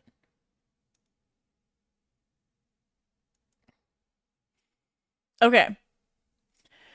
Take out tampon, do my business, wipe, new tampon. Also, nothing about this is disgusting. We bleed on average once a month for decades. Whatever we have to do to deal with it is perfectly natural. True. Depends on how bad I have to pee. Sometimes the order is decided for me. Oh, I always take care of it before. What? Are you they're waiting on the brink. They're really on the brink. I can't imagine saving my pee for so long that they're like, oh, I don't have time to take it out. No. What? Oh yeah, she's so real for this. Tuck the string, pee, wipe. For poop, I remove the tampon, poop, wipe, insert a new. Based. Some people are diabetic. Oh, that makes sense. Leah teaching the shit that no one was willing to tell the guys. I don't think guys are asking this. Just one more duel, I can hold it in. Take out tampon, pee, wipe, new tampon. Wet string is gross. Just, yeah, I don't know. Yeah, just hold it to the side. If the tampon doesn't happen to need changing yet, would you just not hold the string to the side? You don't need to pee on it. Yeah, that's the thing is, like, if you take out a tampon and it doesn't need to be changed, it hurts. There's, like, resistance because it's not, like, saturated enough to like slide out easily, so it's like there's resistance. Guys aren't asking, but I think we should. True. I could do without this info. Then how do you get one in? Okay. So normally tampons come in a applicator, right? So this is like it's like a plastic applicator that glides in. But the actual tampon part, not the tampon I'm looking for. What tab am I on? Where am I? The actual tampon is inside of here. Remember that thing I showed you earlier? So this is inside of this. You slide it in. You push this part up. And then you pull all of the plastic out.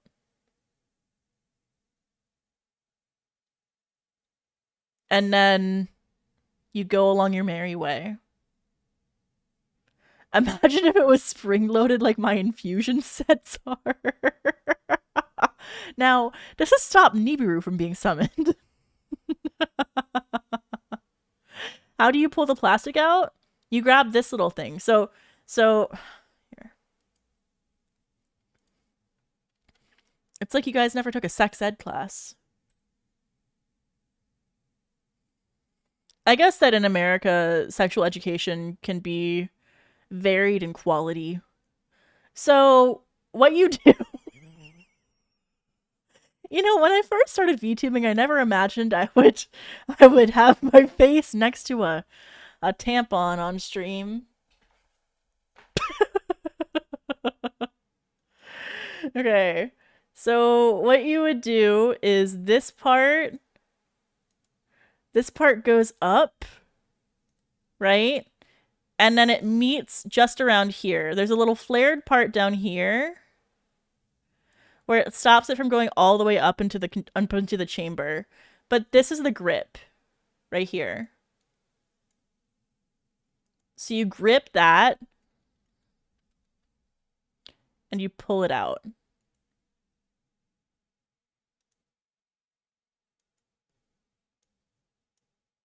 Fuck.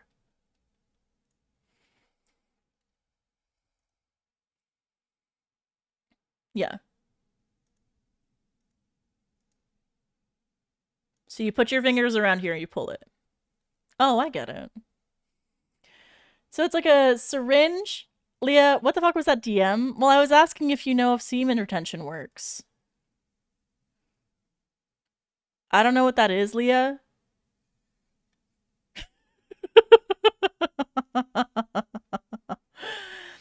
We did not have sex ed in our school. We had the one day where boys had to leave the room so the nurse could talk to the girls about a laundry list.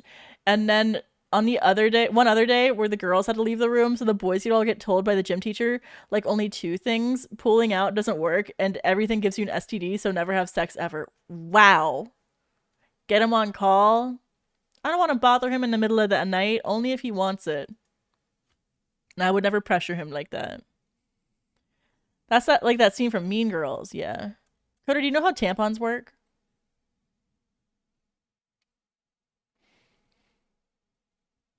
I have like 15 minutes. Speed run, yeah, a semen retention speed run.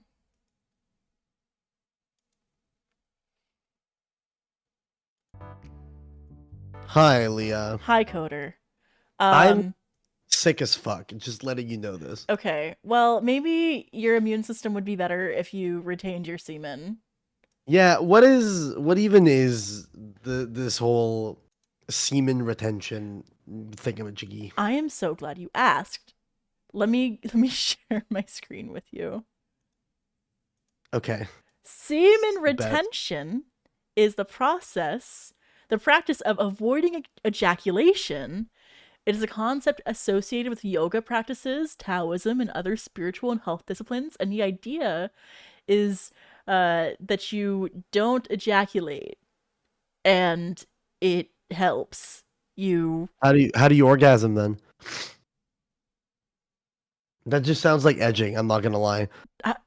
No, like you're not supposed to like masturbate. Oh, so this is just not November, but all the time? Yeah, and it's supposed to give you like superpowers. Okay, Leah, I'm gonna blow your fucking mind right now. Yeah. Your whole world is gonna be turned upside down. Okay.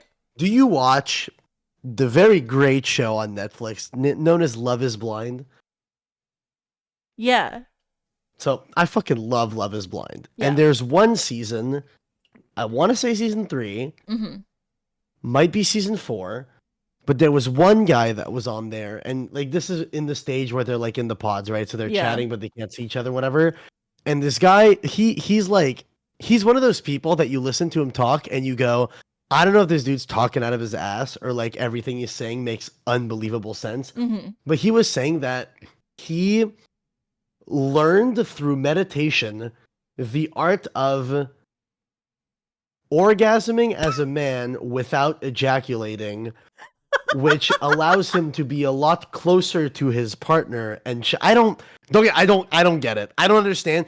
You could probably find a clip of it. It is the funniest shit because the girl he's telling this to is like, she was like a mix of this guy's crazy and I'm really aroused. Like it was like a mix of both, you know? Yeah. Wait, I have to find this.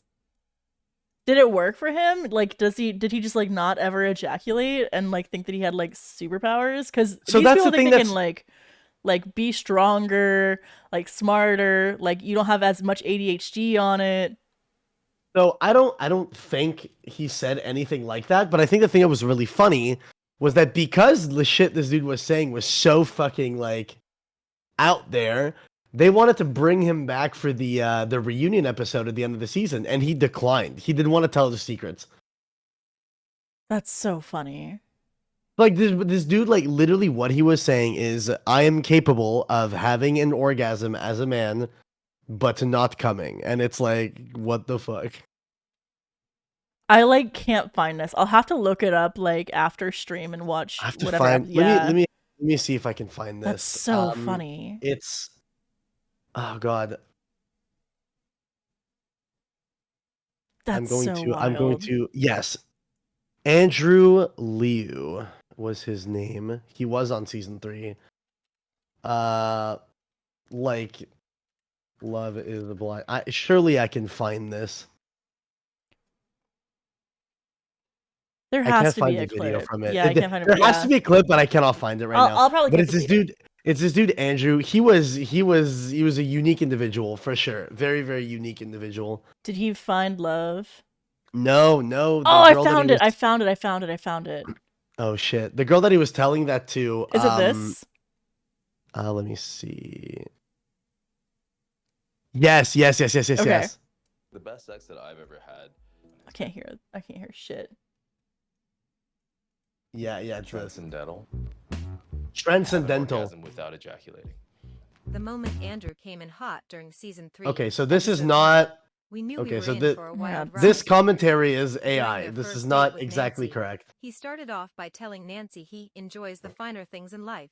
Whether you're kissing my Andrew asked Nancy if she likes kissing, which probably was not the most appropriate question to ask on the first date. Oh my god. Do you like kissing, Nancy? I do like kissing. It's definitely like whether you're kissing my lips, my back, my shoulder, my forehead. There's something that like literally. This dude is something else. As you can see, Nancy answered it in a really cute way. Andrew then jumped ahead and revealed his deepest sex secrets. The best sex that I've ever had has been transcendental. Transcendental?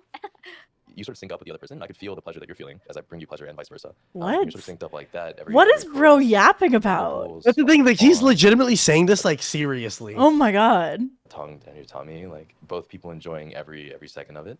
Mhm. Point is, I guess, to be connected and to Right. keep the energy flow between you two.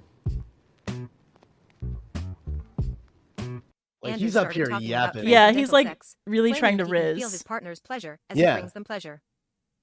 Of course, Like a he's strong basically connection is talking up important his in any like his relationship. Yeah, sex this is just game like what real good. fuckboys say, right? Yes, yes. It's like, oh, I'm However, gonna love make is- you come in 2 minutes 1,000 times, and then they get there and they're like, what do you mean that you want me to eat you out? What do you mean? Like, that is so real, so fucking real. He's synchro summoning with his dick. Okay. Is blind is Oh meant to my focus God. on mental and emotional connections before physical intimacy. Andrew, on the other hand, was trying to bring the physical aspect into the pods. Why do you join To a make Why things do you worse, join a he show went on like to this when discuss his you're pursuit like of sexual kung fu, which involves having an orgasm Oh, without do you want the real ejaculation. answer why people go on this I've show? only been Oh, sexually watch open this. with This is for, the like, clip. A couple years now. Like I haven't, been this dude who's just oozing sex my entire life. So like the girl that I dated in Bali, 41-year-old lady, she had a lot to teach me. A lot of that was around sex. That was my first experience doing orgasmic pleasure. Yeah. And what was interesting for me is that there's also this sexual kung fu, as they call it, for men. And it involves, the ultimate goal of that is to have an orgasm without ejaculating. Look at the girl's face. No, Sexual- hold up. Look at the girl's face. Look at the girl's face. And there's a set of practices. And She's like, She's trying not to motherfucker, what? laugh. She's Fuck really you trying say? not to laugh. He like ruined his whole riz with that. He was like, oh. and I've worked on this over time. And at this point, I'm able to have sort of mini orgasms without ejaculating during sex, which is the greatest because once you open your mind to the idea of sexual pleasure becoming this holistic thing and eroticism starting outside of the bedroom, it's like an avenue for growth and also like a source of intense pleasure. Yeah. I'm hoping I can share that with someone. Yeah, I think you need Motherfucker a said this t-shirt on with someone sort of television, opening like your eyes for reals. Bro, what the fuck? Oh yeah, yeah. He went in. Do you think that maybe just the semen retention makes them more of a sex pest? Maybe. I mean, I feel like if you. So you keep saying semen retention. I just look at it as like doing No Nut November all the time. Yeah. I get the feeling that not fucking and not coming probably makes him want to fucking come. Yeah. Yeah. That's probably the way Yeah. it goes. I don't know. I Yeah. don't fucking know. Does Anyways, no this has nut- been a yeah, good talk, thank you, but thank you, Coda. Yeah, I go, do go, need go, to go. leave. Thank you for talking. No problem. I've Yeah. given you my very insightful commentary. Black Coder. Feel Bye, better. Leah. What a nice young man. No fat? Yeah. I don't know. Wait, he did what? He did a TED Talk after the show? Is it about sexual kung fu?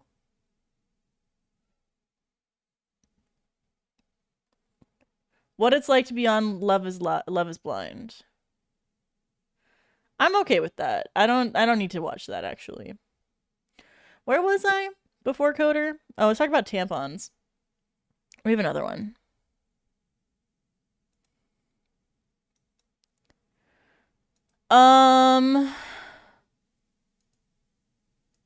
Here. Let's have a bit of an A-malt moment. Oh, I need to set a new sub goal or else dual logs will euthanize me. What should the new sub goal be, chat?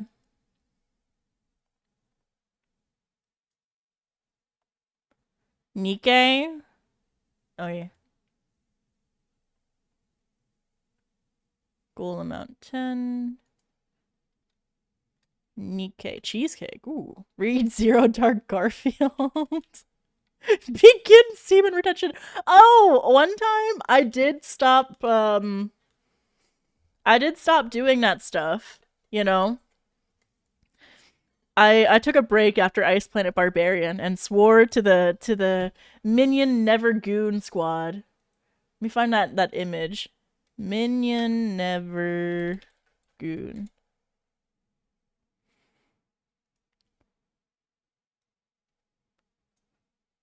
The Never Goons.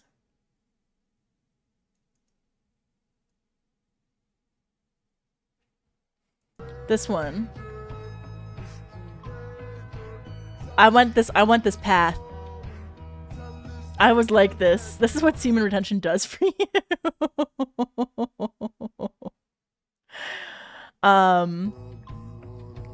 And I didn't notice any differences. What superpower? You can move magnets with your brain. I couldn't move anything with my brain, but I think that's because women don't have what's it called? Semen. Well, so I don't have semen. I don't have it. Where's my next thing? Woman without kids. Ah! Okay. You didn't get the upgrade? No! I'm on an old model.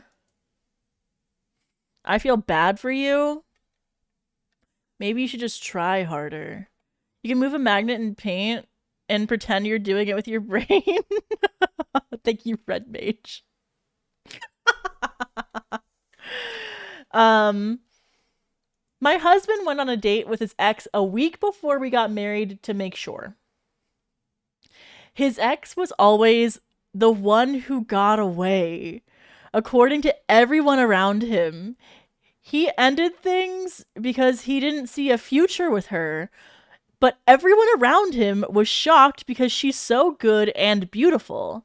Then we met, and I soon understood what everyone from his side. I soon understood that everyone from his side preferred her.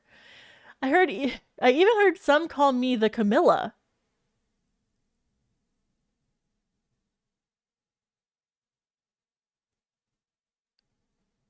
You gotta get out of here. No, you gotta get out of here.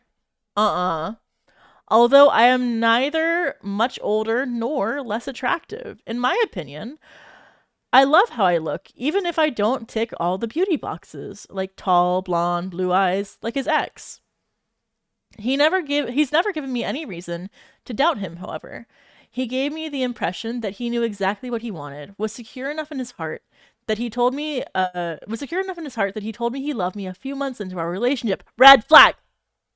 Raise the flag! Red flag! Immediate red flag. And I never felt like he was lying or that I wasn't good enough. He is fully aware of what people think about him leaving his ex, and he gave the impression that he thought they were silly and childish. He told his mom that I am who he has chosen, and if she wanted a part of it, she needed to clean up her act.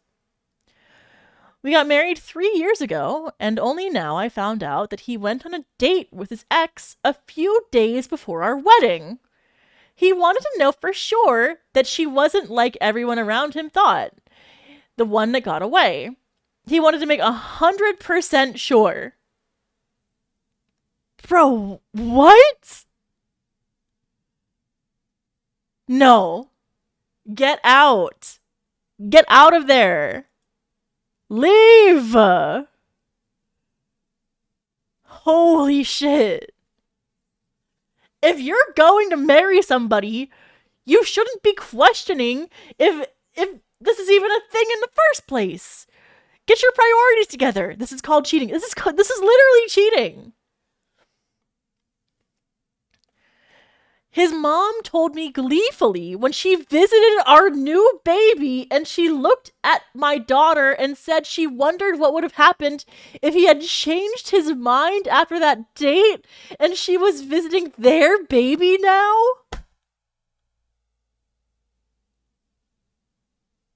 I gotta kill that mother-in-law. This is the most Disney villain mother-in-law I have ever heard. Yeah, this has got to be fake. There's no way that's real. That's not real. Jesus. Please be bait. Please be bait. With a sigh, but gleefully. You know what I mean. I haven't spoken to him for a week. And I hate silent treatment, but I just can't talk to him. It isn't something I'm doing to punish him, or manipulate him, or get the upper hand and control him. I just can't look at him or talk to him. Yeah, a reasonable reaction. Like,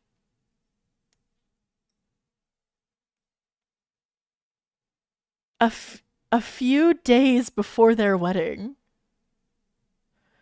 You don't think that before the proposal or like before like the wedding planning, like at least before the proposal. No, a mother-in-law would do this. She liked the ex better deep down, probably. Yeah. I think that a spiteful enough mother-in-law. Am I the asshole for the silent treatment? Edit. He wasn't there when it happened. He was there when it happened. He told his mom to shut up. Then he admitted he went on a date and admitted the reason his mom told me was the truth.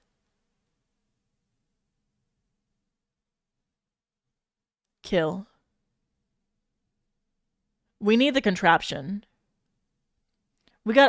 Men like this shouldn't be allowed to procreate. Indecisive ass bitch. Jesus. Literally amalt. Literally the definition of amalt. This bro is the textbook answer for amalt. Men like this should not be. Exactly. Is this a throwaway account or a real account?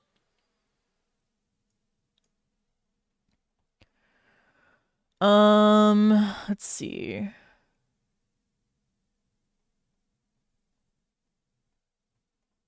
I'm scrolling. They're replying to a lot of posts. This is a throwaway.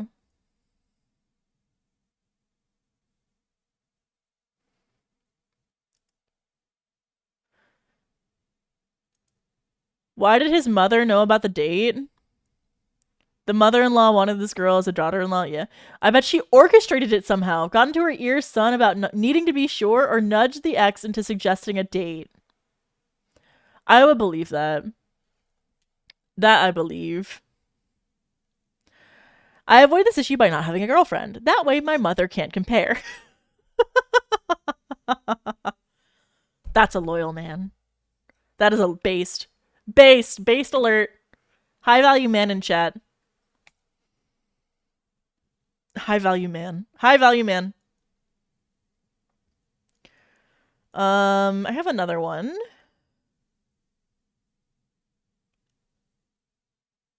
Oh, here it is.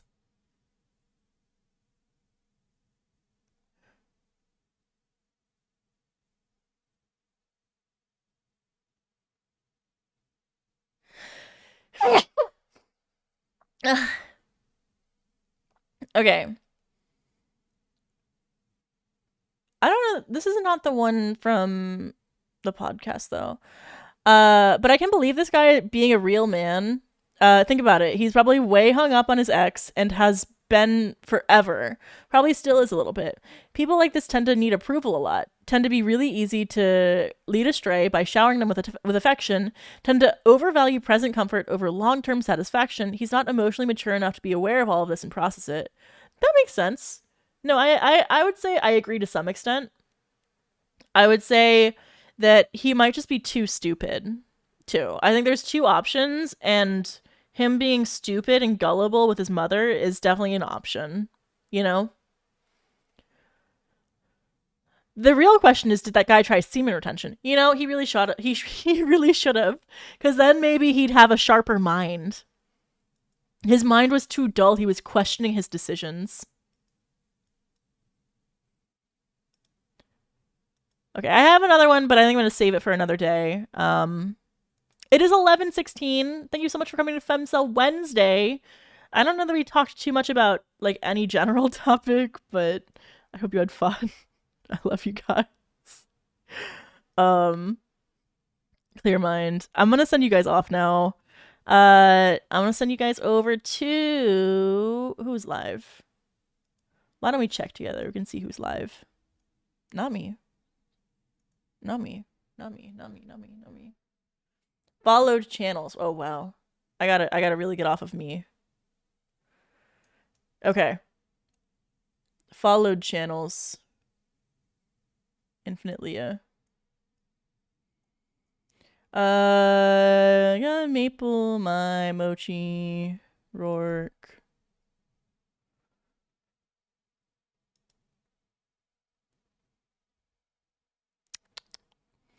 Yeah, let's read, maybe we'll read Joseph. Iron Mouse playing Fortnite. Hmm.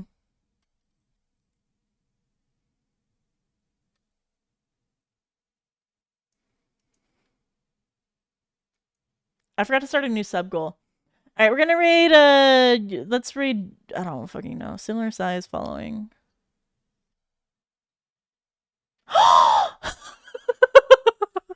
Let's raid Jay Easy. You know the guy who did I think my money is gay, there's too many men on top of one another? He's streaming right now. New raid message.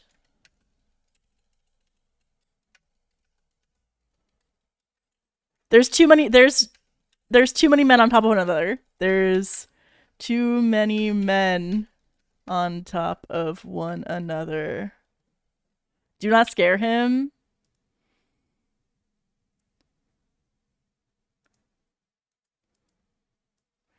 I'm not gonna scare him. He'll get it. I think he'll get it. Oh, maybe we don't scare him. Don't say that. Just use a normal raid message. All right, enjoy Jay Easy. I love you guys. I'll see you guys later. Do whatever you want.